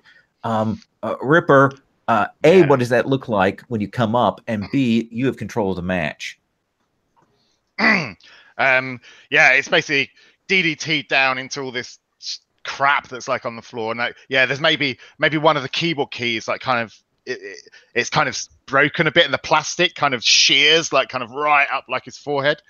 It opens this huge like gash. It's not the kind of gash you do when you get a bit of like the Crimson Mask thing. It's like really nasty. It's like fucking wide open. And he checks himself and he's like, fuck, shit. And like raises his head up, and like there's just blood like pouring like down. Maybe this even like kind of shocks Mr. Fahrenheit a bit when he kind of sees Ripper's face, like, whoa, this is a big bad cut. And what do you do? I kind of crawl on my hands and knees, like dripping blood like all over the mat, and reach my my flat cap, like that was like in the corner of the ring, and I grab kind of my flat cap, hold it up for the audience to see, and then pull the razor blade that's like hidden under the peak, just like the Peaky Blinders type thing, And I'm like, I just pull the razor blade out, and I'm like, hold it up for the crowd to see. And I'm like, blood deserves blood, and the crowd kind of go mental. And then I'm gonna go back out. I'm gonna sort of kick old Mr. Fahrenheit like in the guts. I grab him in a headlock underneath, and drag the razor blade like to like mimic the gash that I've got. Like, it is awful, and you are also rolling real as you do hardcore violence. This has just gotten brutal. It's got really nasty, hasn't it? So that's real. From a food fight into an absolute blood-stained chaos. You wanted to be taken seriously. Yep, I scored an 11 on that. So the crowd goes nuts. Excuse me. Do you want another audience? So you get an audience. You get keep control of the match, and you get to pick one from the hardcore violence 7 to 9 list. I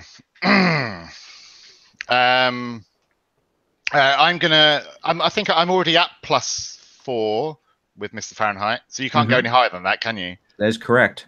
So I'll take the 2 momentum. Okay. Take the 2 momentum. You still got control of the match here. Unless somebody wants to pay to interrupt or run in or anything like that. No, I'll take it. Okay. My face, baby! My beautiful face! So now there's blood everywhere. And you have control. What do you want to do, Ripper? I want to sort of throw Mr. Fahrenheit over the top rope, like out into the crowd. And I want to sort of like pull him by his hair, like sort of like in front of like all the audience, like whilst like sort of just hitting him like in the face, like making the blood like spray everywhere. I'm like, you want to see some real wrestling? You want to see some real violence? This is what it looks like. Ripper ain't no clown. The Ripper is a force of violence to be recognized. And yeah, the blood's kind of going like all over the front row of the crowd. Some of them are loving it, some of them are hating it, I'd imagine. Are you working the audience? Yeah, working the audience. Yeah. Let's have you roll audience. My audience is 3. You're in good shape. Yeah. I mean, yeah, some weirdos do actually like this. And yeah, these guys do. I rolled it's a 13. So Look at that. So that is actually a mythic roll there for work the audience. So the crowd will never forget being here. You can turn them against your opponent. They can no longer work the audience or get cheap heat for the rest of the episode, or you can whip them into a frenzy and gain +1 audience as they storm the ring. Oh, yeah, I love that idea. We're both absolutely covered in blood, and as we're like down there and we're wrestling, it's going everywhere, and yeah, maybe there's like a few people like in the front, and they're getting covered in all the blood, and they just like jump over the barrier and sort of storm the ring.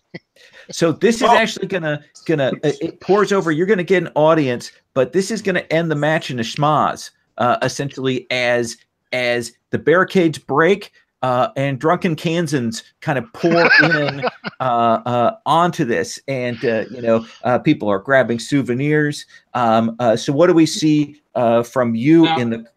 Can I do a heel move to change the booking on that roll? Yeah, spend 2 momentum. Oh, because as this happens, he's screaming, "Oh, my face! Oh, my face! You hurt me! You hurt me!"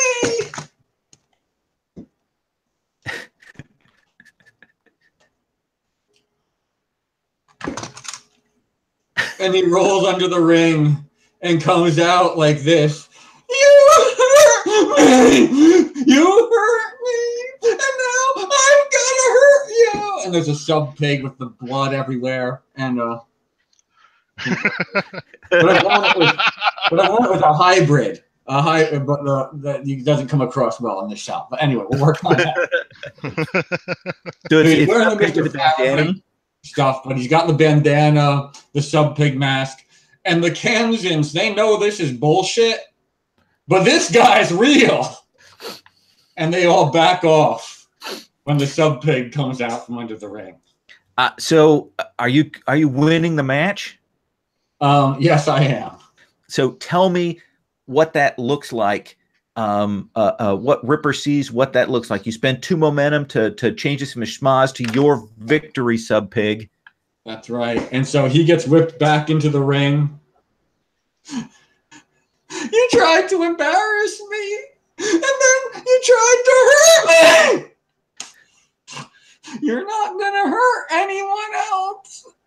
And he takes that hand and he puts the mangled hand in a chair, closes the chair on the hand, climbs to the top rope, and does his pig's fly senton finisher, which is just a big fat man jumping off the top rope and landing on with his ass onto the chair that's on his hand. Oh, Let's have you roll your finisher. All right. And I gotta see. Here's where I want to use my icon move finally, I think, too. Oh yeah. So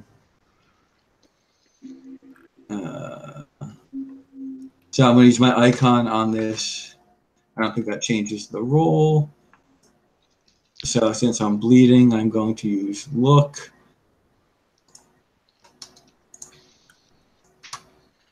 You're all selected. That is a 4, 5, and I'm going to put 2 on that to make it a 7. Okay. So they make you work for it. Do you win clean, and you both gain a momentum, or you sacrifice your body and gain a heat with them and take an injury?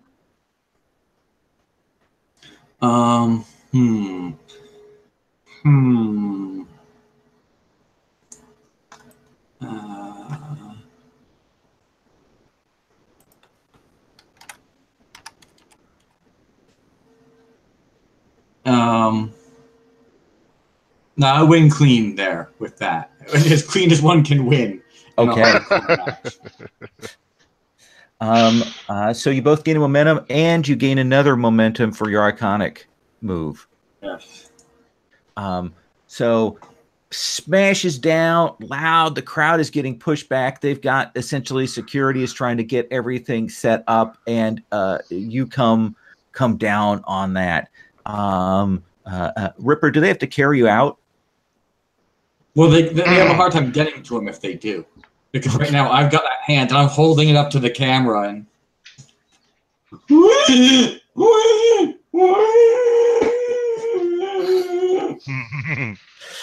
so we definitely see that the med technicians and the referees, they try to pull Sub Pig off of you. They've got like the equivalent of the jaws of life to get that chair off from your hand. Yeah. Like Ripper, like he actually he passes out, like he goes unconscious through like the pain. And they will roll you out and clear the ring there. The audience is just going nuts. The audience is going nuts even as they clear that there. They are getting set because there's still a belt match about to come up here. Cat, I mean, they delay your match a little bit because they have to clean the ring more and get people settled down. But it is hype. So did anybody want to do anything backstage bits before we roll into? just as the two bloody competitors are now walking back, he passes Cat and Terminatrix on their way out. I just, top that. And Terminatrix kind of flinches away from that. CD is there, and he's like, hey. You know, management pats her on the shoulder. I want a scene, I think. Oh, okay. Let's see a doppelganger here before we roll into this. I think I want to be like rummaging around backstage, and then like either I find Wolf Backhouse or he finds me. All right.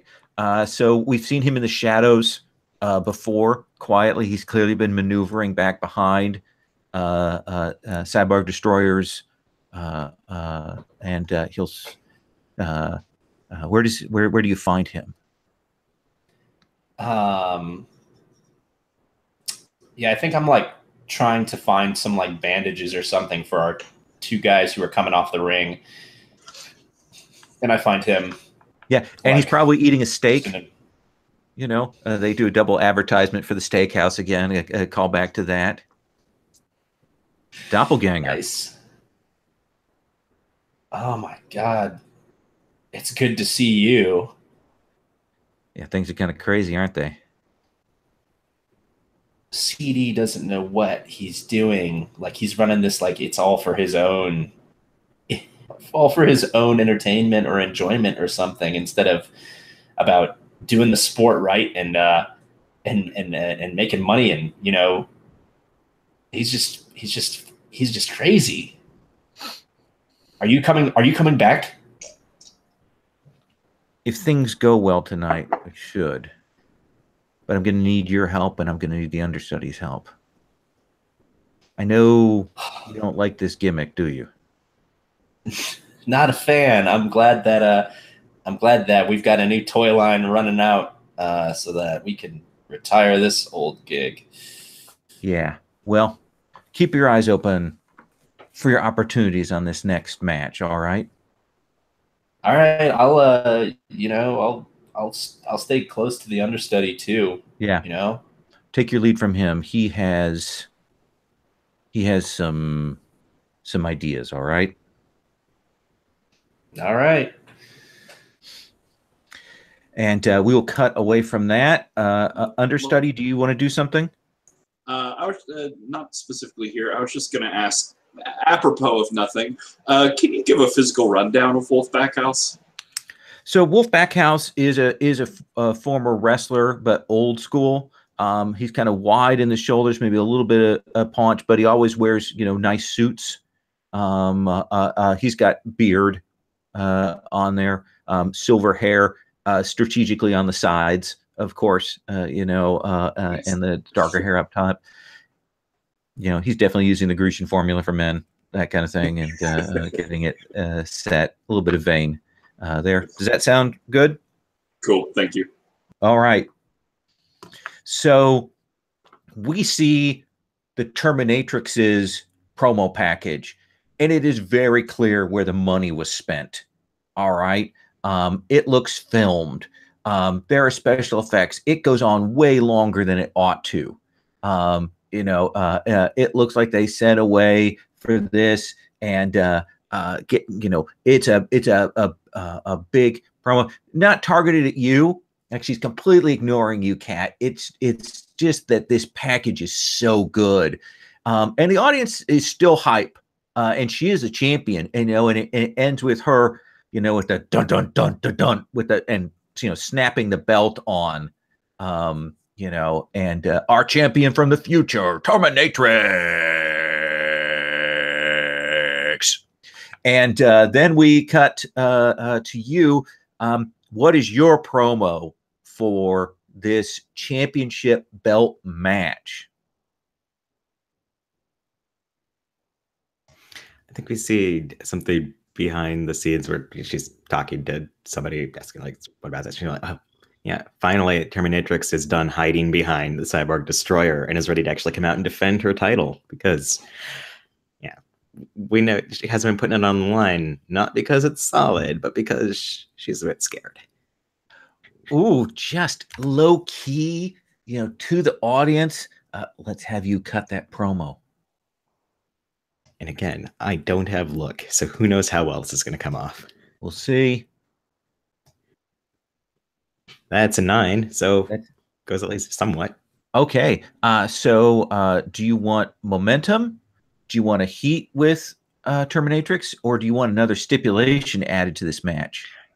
Ooh, I'm going to take a heat with her. Okay. Because I have no heat with her. And she's your opposite, so you should get 1 heat with her because she's technically a face. So that'll take you to a 2. She's an interesting face. Yeah, because you will see when they do the big dun dun dun dun dun entrance, she comes out, and she actually has with her 2 bodyguards. One of them being CD to stand at her corner. The other one being this huge guy who you will recognize is Venomous, formerly known as Harbinger, who is a nasty monster who's been around the promotion. I totally botched because it wasn't Kraken I threw over a top rope. He's not even here. It was Venomous. I know, he's pissed about that. You didn't even call him by the right name. He's been Harbinger has been fired a couple of times and brought back from the promotion. And they are both standing in that corner in that very clearly they are going to interfere if they get the opportunity kind of way. And it definitely feels like this may actually be a heel turn for Terminatrix at this point. So tell us about your entrance in response to this. Okay, so clearly the money went to Terminatrix and Kat didn't get the cool promo and everything, but they are still going all in on the pyrotechnics. There are lasers. There are, gouts of fire and stuff. Her music is awesome. They must have gotten a new fresh track for it or something. And I'm just gonna run in and dive into the ring. Being the open person, you didn't ignore people as you come down. People, you made some eye contact. You came down. Yeah, came down to the audience. That cloud of sulfurous pyrotechnic smoke as you come down into this. Trying to play the people's heel champion angle here. Absolutely. We'll have when Matt gets back, we'll have him do the announcing for this. So do you mind doing an announcing table, Matt? Sure. Okay. Because I think we might have some other people who might be interfering in this match. I'm not saying any names, but I'm just pointing that out to you. So you get up into the ring and Terminatrix is on you. Even as you're kind of before you have a chance to fully get in, the ref very clearly looks the other way as she comes in hard to hit you, and she will immediately start. She kind of comes in and essentially rushes up, and she does this super kick and catches you on the chin and knocks you down, and then immediately she's rolling on to try and lock you up. Like she's going to end this fast. She's going to show, and she's doing that lock onto there. Essentially get your leg, and she's pulling it up like she's trying to get you into a sharpshooter, but she can't quite do it because she's not very good. But she's trying to do that. And there's the starting bell as Terminatrix tries to end this match before it even begins. This is Billy Fashions coming to you live from Garden City. And how do you break out of that? What happens next there, Kat?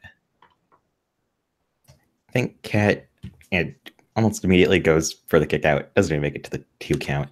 And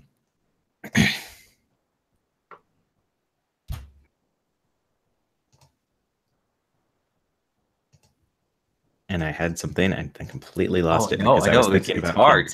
Okay. Here falls the cat kicks out and stalks her prey around the ring. Yes, and the announcer fills in for me. So yeah. And yeah, I'm gonna go super dramatic. Why not? I'm gonna kind of hop up the ropes and go for the missile drop. Okay, right away for the high flying move. So let's have you roll work. Woo. That seem right to you? That was a 6, so I'm gonna spend some momentum.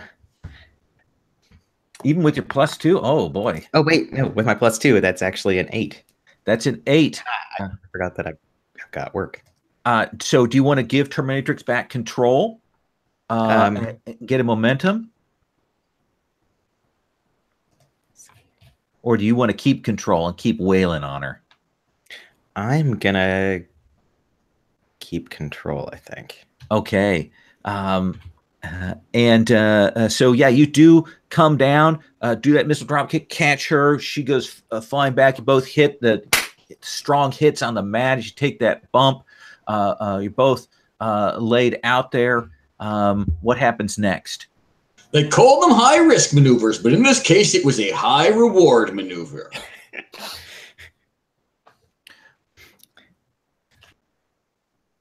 Now you muted yourself. Twice a session. Ha! I'm really going for it. Okay, yeah. So I'm going to go for the cover like, oh no, I'm trying to end this quickly. Okay. So you think you want to, are we still on work? Or are you kind of getting up there and trying to do it still technical style? Yeah, sure. Thinking work. Okay. Get on her, try to do the cover, even if she's trying to recover and get up from this. Let's have you roll. That's an 8. That is an 8. So again, do you want to keep control or do you want to give her control? I'll give her control. Okay. So you'll get a momentum. And what you see is you're close enough to the ropes that as you're going to cover her, you'll see that Cyborg Destroyer will reach out, puts his hand in and pulls her leg and puts it on the bottom rope. And immediately the ref will break up the hold and kind of push you back to your separate corners. And of course, you can see that both Cyborg Destroyer and Venomous are kind of moving around, like waiting to maybe get a hand on you while the ref isn't looking. Yes. I would like to interrupt at that point. Okay. If possible, I'll be coming in with him. Okay. So you want to do a run in here, or do you want to just interrupt? What I'm doing is a comic relief. Perfect. So when you insert yourself into a tense situation on or off camera, roll real. And what this is while Cyborg Destroyer is there, like getting her leg on the rope and distracted by that upcoming rising out of the audience, there's Wolf Underhouse. Go with that. Comes rising up from the audience. He's in like the gray business suit, except the sleeves are like torn off, and under the understudy spandex, he has like Hulk costume sort of muscles on. So he's just like enormous arms coming out of this business suit. The beard is large and square cut and like skunk stripes painted in a black wig sort of thing. But he comes up behind Cyber Destroyer with a giant like beach ball sized thing made of like those sort of like electric sparky things that they put behind like Borg heads on Star Trek with little like lightning, and just slams it down on Cyborg Destroyer's head, causing sparking and stuff as he goes stumbling about. And I guess I need to roll at some point and see how it goes. With real.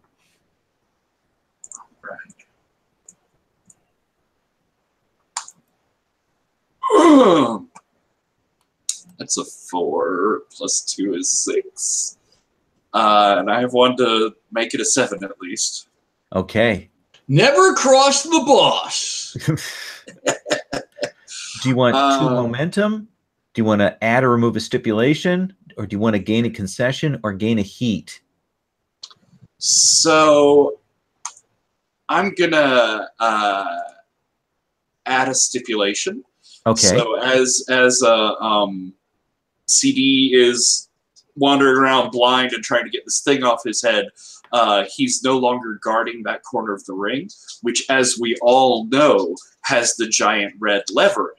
So I go and pull the giant red lever, and there's like sirens start wailing, and there's like flashing, spinning lights up in the grid as come down from the ceiling of this livestock arena. The cage comes down to seal the two of them alone in the ring there without any more outside interference. Okay. I'm going to have a run-in as that's coming down. Okay, because there is still Venomous who looks like he's going to go after somebody outside there. So who are you running in on? I mean, if I have to, I'm running in on Venomous. Okay, yeah, he looks like he is going to beat the living hell with real out of the understudy right now.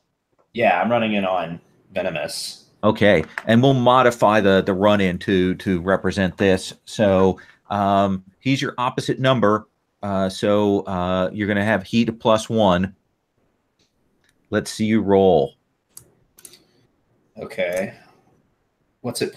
Plus is run-in plus heat. Okay. Yeah, so you roll +1. 12. A 12 on a run-in. So let's see, is there a you have perfectly captured the turning point in the storyline. So you're going to gain another heat with him. And do you want this to be a blood feud?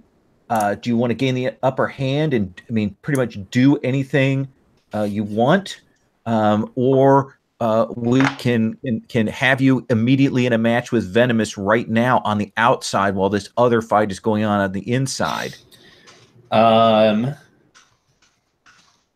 Let's just have the match at like concurrently running. Okay, so we'll cut back and forth. So right now, Venomous and Doppelganger, what do you look like, Doppelganger, when you do this run-in?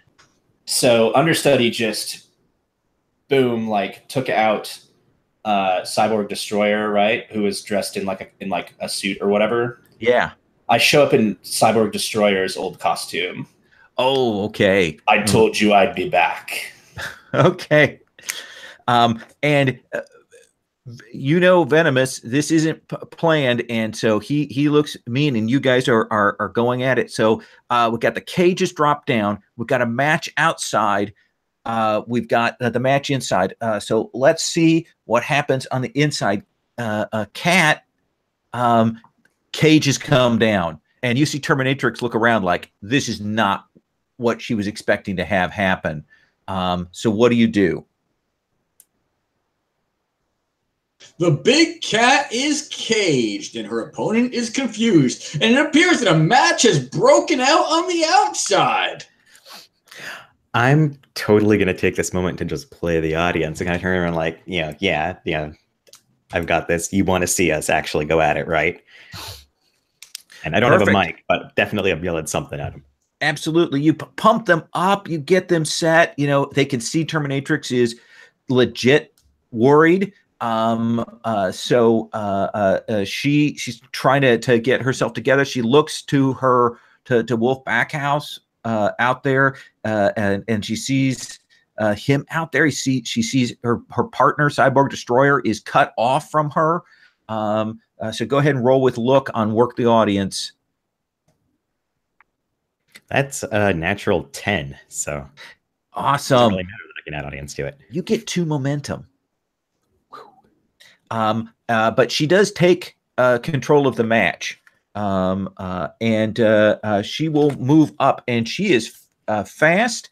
You see that you're in the cage, and essentially she just goes to clothesline you, hits you against that turnbuckle, and she starts doing that thing where she grabs onto your hair like she's not supposed to, and starts doing that boom, boom against the turnbuckle there as she's trying to catch you unawares.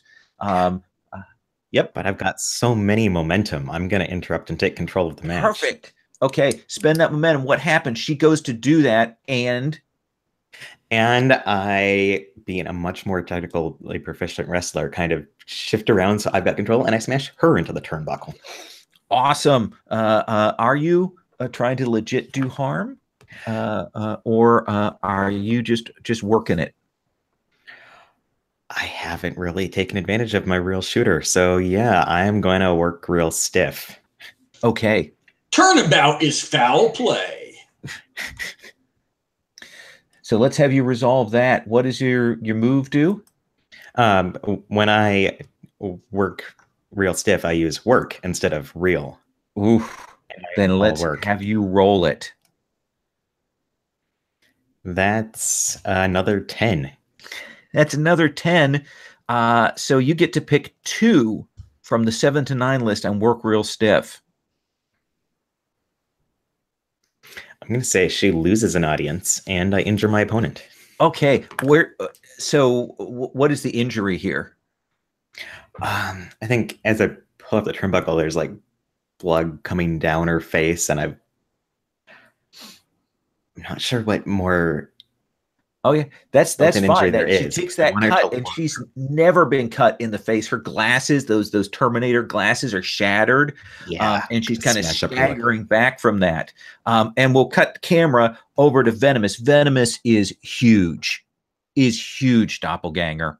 So tell me how you start this. I think that I'm like mimicking all of Cyborg Destroyer's old moves. And I don't remember how he used to fight, so I'm just kind of making this up as I go along, I guess. Yep. But moving very like mechanically, you know, but then like very limberly when like I actually go in for a move. And I think I just try and like take him out at the knees so that he'll bash up against the cage that's behind him. Even though we're on the outside, like we're ringside. So I'm trying to disorient him a little bit here. Because this is a dangerous fight. So yeah, that sounds like work to me. All right, that sounds good to me.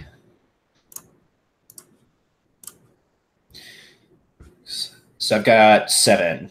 7.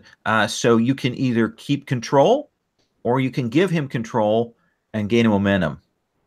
I think I'll keep control because I think this disorients him. Okay. So smash him up against the cage, catch him. He's uncertain what's going on, and the audience is digging it. They're trying. I mean, there are 2 different things. They've got both fights on the jumbotrons that they've got up there that they rented for way too much money. The cameramen are trying to keep track of it. You smashing. There's a Spanish announcers table. I don't know why it's there, but you will essentially knock against that. Someone has to eventually go through that, you know, and we see that. We're going to cut back to Cat in a moment, but I want to see what Understudy is doing during this.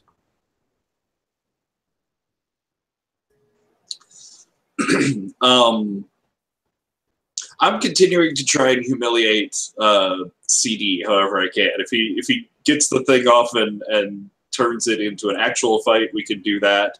If I can just keep throwing ridiculous things at him, I'll do that. What would you prefer? What do you think you can do? You can give him a break to try and turn this into a fight.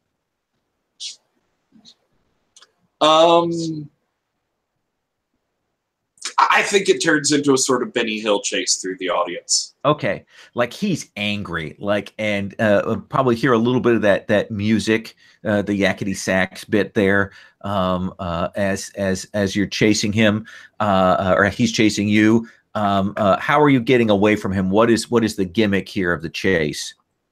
So I've got several things stashed through the audience here. I think I've got like a squirt gun at one point to spray him down with. I think I've got like confetti bombs at a couple of points, and then I think right when he's catching up to me is when I get to the section of audience that like all pull down their hoodies and they've all got various and sundry, like they've got the understudy sort of morph suit on, and I just dive into the middle of them and squirm out under the bleachers while he's like picking them up one by one and accusing, paying wrestling customers to assault them and whatnot as I slip out and up the ramp and out the curtains. Perfect. You're shaking them apart. Kat, we cut back to you. You've injured Terminatrix. She kind of staggers back. And you still have control of that match. And pandemonium is running wild alongside the understudy in Garden City tonight. Yeah, and I am just going for, vicious comeuppance. So I'm going to go for like a pile driver or something. Okay, that sounds like work. Grabbing her up. She's not expecting it. Blood coming down, and do that drop. Let's see it. That's an 8, but I've got so much momentum. I'll spend it up to a 10. Why not? Okay. So do you want more momentum, or do you want to get another heat with Terminatrix? I'm going to go for another heat. All the heat. All right. Get that. So comes down hard. You still have control of that. She kind of rolls out. We're going to come back to you in just a second. I want to check in with the venomous match on the outside. Doppelganger, you smashed him, kind of got that opening. What happens next? Super kick right back, knocking him right back into the cage again. Okay, kind of doing a series of those, knocking him back. Yeah, all really big hits against the bars. So what's the big high point of that? What's the climax of that series? I think the climax is probably the super kick. Like at first, like I smashed him up against it, and that worked out well. And then I just started like punch, and then like and then I punched him in the stomach, and he leaned forward, and then I like rammed him up against it, and then like took a step back as he was still kind of lolling, and did that big super kick finisher. Perfect. That sounds like either work or power. I mean, I prefer work, but it's up to you. You tell me. You think this is technical? I mean, it. Now you've kind of moved to do something a little more precise, so I'm fine with work. Cool. Then 8, 9. I'll spend a momentum to bump it up to 10. Okay. Do you want 2 more momentum, or do you want another heat with venomous?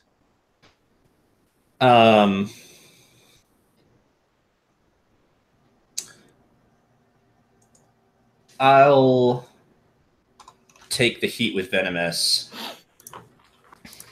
All right. So I think you've smashed him back. He's reeling. We see right now Cyborg Destroyer is still chasing understudy through the crowd. What's this second way that you escape understudy? I think now that he's nice and wet, he'd like found where I'd slipped under the bleachers there. He's chasing me through the aisle, and I think.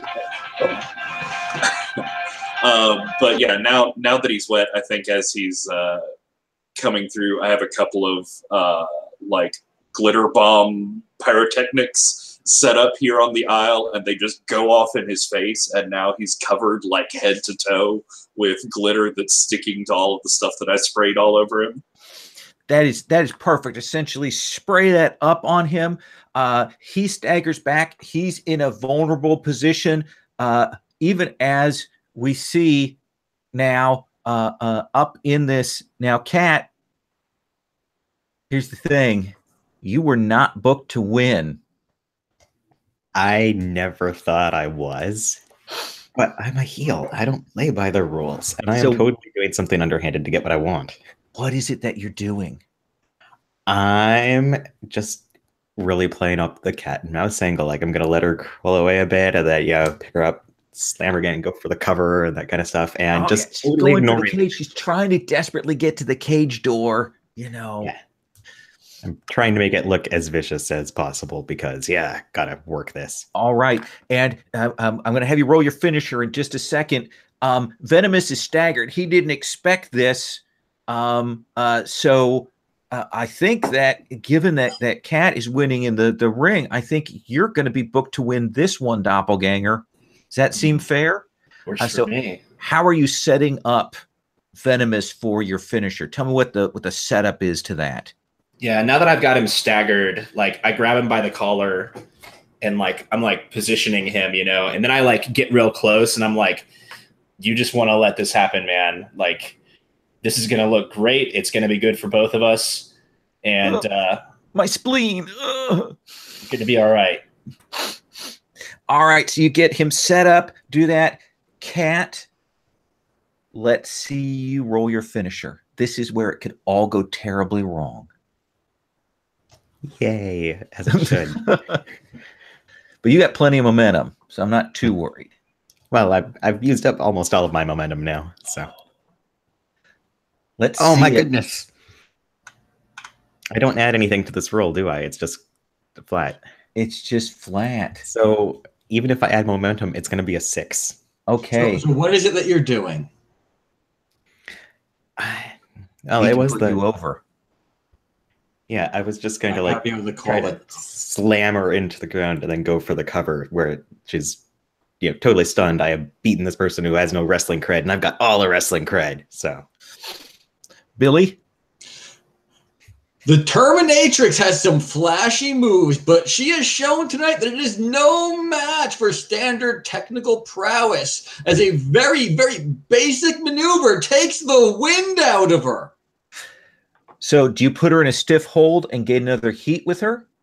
Or do you let them get some licks in first and you each gain momentum? I'm going to put her in stiff hold and get heat with her because why not have all the heat? And you hear her legit cry out there, and you probably could see the camera cut to Serious Business and the other women wrestlers out in the audience. Like, they are cheering you on there as you crush her in that. And then we cut to you, Doppelganger. You get to roll your finishing move. Nice. How did Cyborg Destroyer used to do finishers? Do you remember? Oh, I thought it was a pile driver was my thing. He definitely picked people up and dropped them. Nice. I think that's right. So I'm going to do it a little bit different. And I got a 10. Okay. And I'm going to do a Northern Lights bomb. Oof.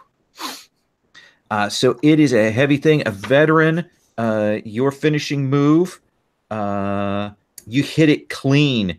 Decide whether you or your opponent gains an audience. I mean, I'm at 4 audience already, and he's an NPC, so I don't know if that's fine. Essentially, you would bring him back as kind of a minor character. I mean, he would gain some rep and wouldn't look terrible.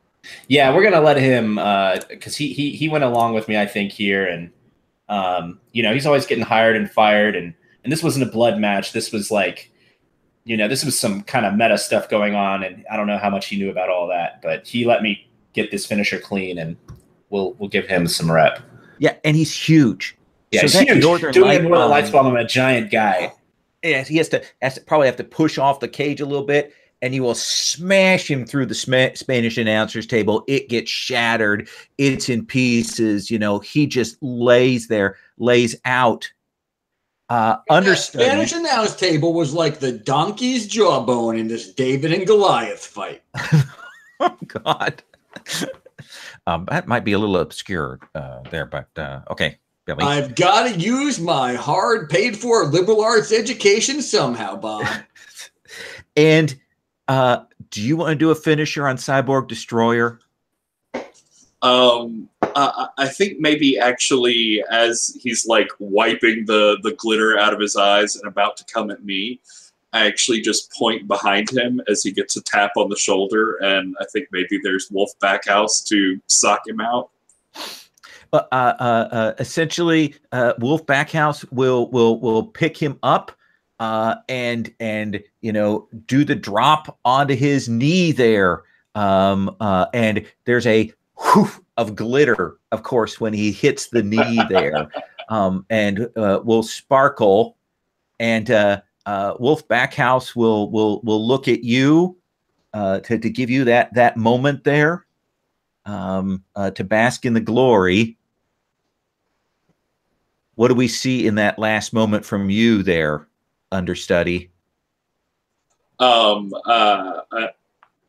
Yeah, I think as the glitter is coming down, like I sort of shove Wolfpack House out of the way and get in people's line of sight and put my foot down on Cyborg Destroyer's head and just Okay.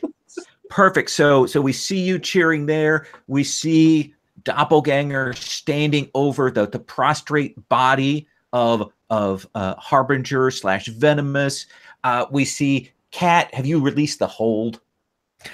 No. Okay. You keep it up there. Even as the credit thing is starting. What do we see of Ripper in this lap spit? Do we see him at all standing around in this last shot? What's your epilogue for this?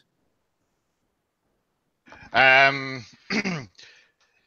like Ripper's like the camera cuts to him and he's like in the front row of the crowd, and he's covered in blood, like the blood's just like it's all starting to dry around his face, and his mangled hand is like already in a cast, and he's standing there and he's like that with the cast, like, okay.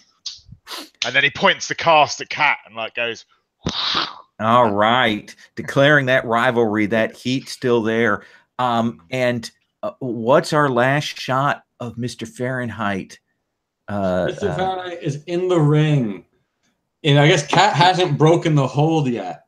So he is proudly putting the belt on Cat while she is maintaining the hold and like pointing at her and doing his little dance around the ring and strutting. But there is no hint of the sub pig. It is fully Mr. Fahrenheit again. And the crowd goes nuts. There's chants of Cat. Everybody seems to have come out on the winning side of this. You've gained enough audience that if this were to continue on, we would have to reset everybody's audience because the promotion is going to go up a level. So you will certainly end this roadshow on an auspicious note. It also looks like maybe Cyborg Destroyer is not going to be coming back as management, and neither is Terminatrix. Looks like she might be out for some rehabilitation for a while. And that is our show. That is our promotion for today. Thank you guys very much. Coming from Garden City. Awesome, guys. Thank you for planned chaos that this game is there. So I appreciate that. And that's it. I don't usually do roses and thorns for Worldwide Wrestling. I just want to say I enjoyed everybody's characters. I really liked where you took Cat, Ryan. I thought that was great. I like you leaning into it, Paul. A Ripper really felt like that's a character, that's solid. David, I loved that you kind of did the unexpected swerve. I thought I might be able to convince you to play nasty, but I like that you wouldn't go with management there, and that set up some nice stuff. Patrick, thank you for the stuff you wanted to set up there with Wolf Backhouse and Cyborg Destroyer. He had written me before that he wanted to bring back Wolf and get this Cyborg Destroyer thing out of the way, so I appreciate that. And of course, things as complicated as possible. Yes, Matt, thank you for Subpig and for Fahrenheit. I love both those characters equally. So it's great to see that. Anybody else? Anything you want to say before we wrap up off air? Sort of echoing that. I hadn't seen Subpeg before, and the sub Fahrenheit whatever was awesome and kind of terrifying. And I was going, well, if I come back, it's definitely not as a gatekeeper anymore, so that works. Yeah, absolutely. I did like how he came and mocked the management. Kind of terrifying is like Subpig's low point. Yeah. Paul, and you had played this before, hadn't you? No, that's my first time. Oh, good. I hope you dug it. Yeah, it was great. Really enjoyed it. Love the way that it really captures that theatrical chaos that you get like in a kind of a wrestling show, where you literally have no idea where like, all the different narratives are going to go like by the end of a match. Yeah, really great. I dug it. I like the Peaky Blinders bit there. I thought that was very cool, and you had some run-ins and stuff. So, run-ins are one of the things we don't see so much, so it's good to see. I was so happy that fell into place the way it did, because I was looking for an excuse for him to be pushed over the edge. I had that mask right at my side the whole game, and I was looking for the reason to put the mask on, and boom, he just gave it to me. Yeah, perfect. Yeah, loved it. My only regret is for Doppelganger that I didn't get to pull in a dingo reference from your previous character. But he got fired last season, so yeah, I wanted a koala running during that match. Okay. There was, things ended up spinning into like Cyber Destroyer Terminatrix, but early on I definitely had a dingo one planned out for understudy. One of the things I love about this game is the way it, more so than most, it writes this cohesive universe as you play, because it's so easy just to have a Haruhiro who now exists and we can reference him. Yeah, I love having the old characters to reference. Yeah. I was excited to see Skunk Ape come back. He's one of my favorites. Yeah, one little part that I really liked, just a little touch that we kind of slipped into, really, was the little backstage bits where we were actually out of character, like speaking as the wrestlers as real people with each other. Mm-hmm. Like the little scene we had about like Ripper's hand, like that was. I love that fact that you have it just flips between the kayfabe and out of kayfabe stuff. Yeah, it's great. I like that a lot. Well, and you missed last session where that was the whole cat thing, is that there was a whole backstage sort of real world stuff about how the women's division might get spun off, and that's what sort of led to all of this. So I felt good about how that rolled out. And I loved how in the background stuff, Mr. Fahrenheit's always like, we can solve this with gratuitous violence. It's wonderful. He has a solution. All right, thank you guys very much. I'm going to stop the broadcast. I appreciate you taking this 3-session arc here on Sundays. Much appreciated. So can you hang out for 1 second? So sure, absolutely. other campaign stuff when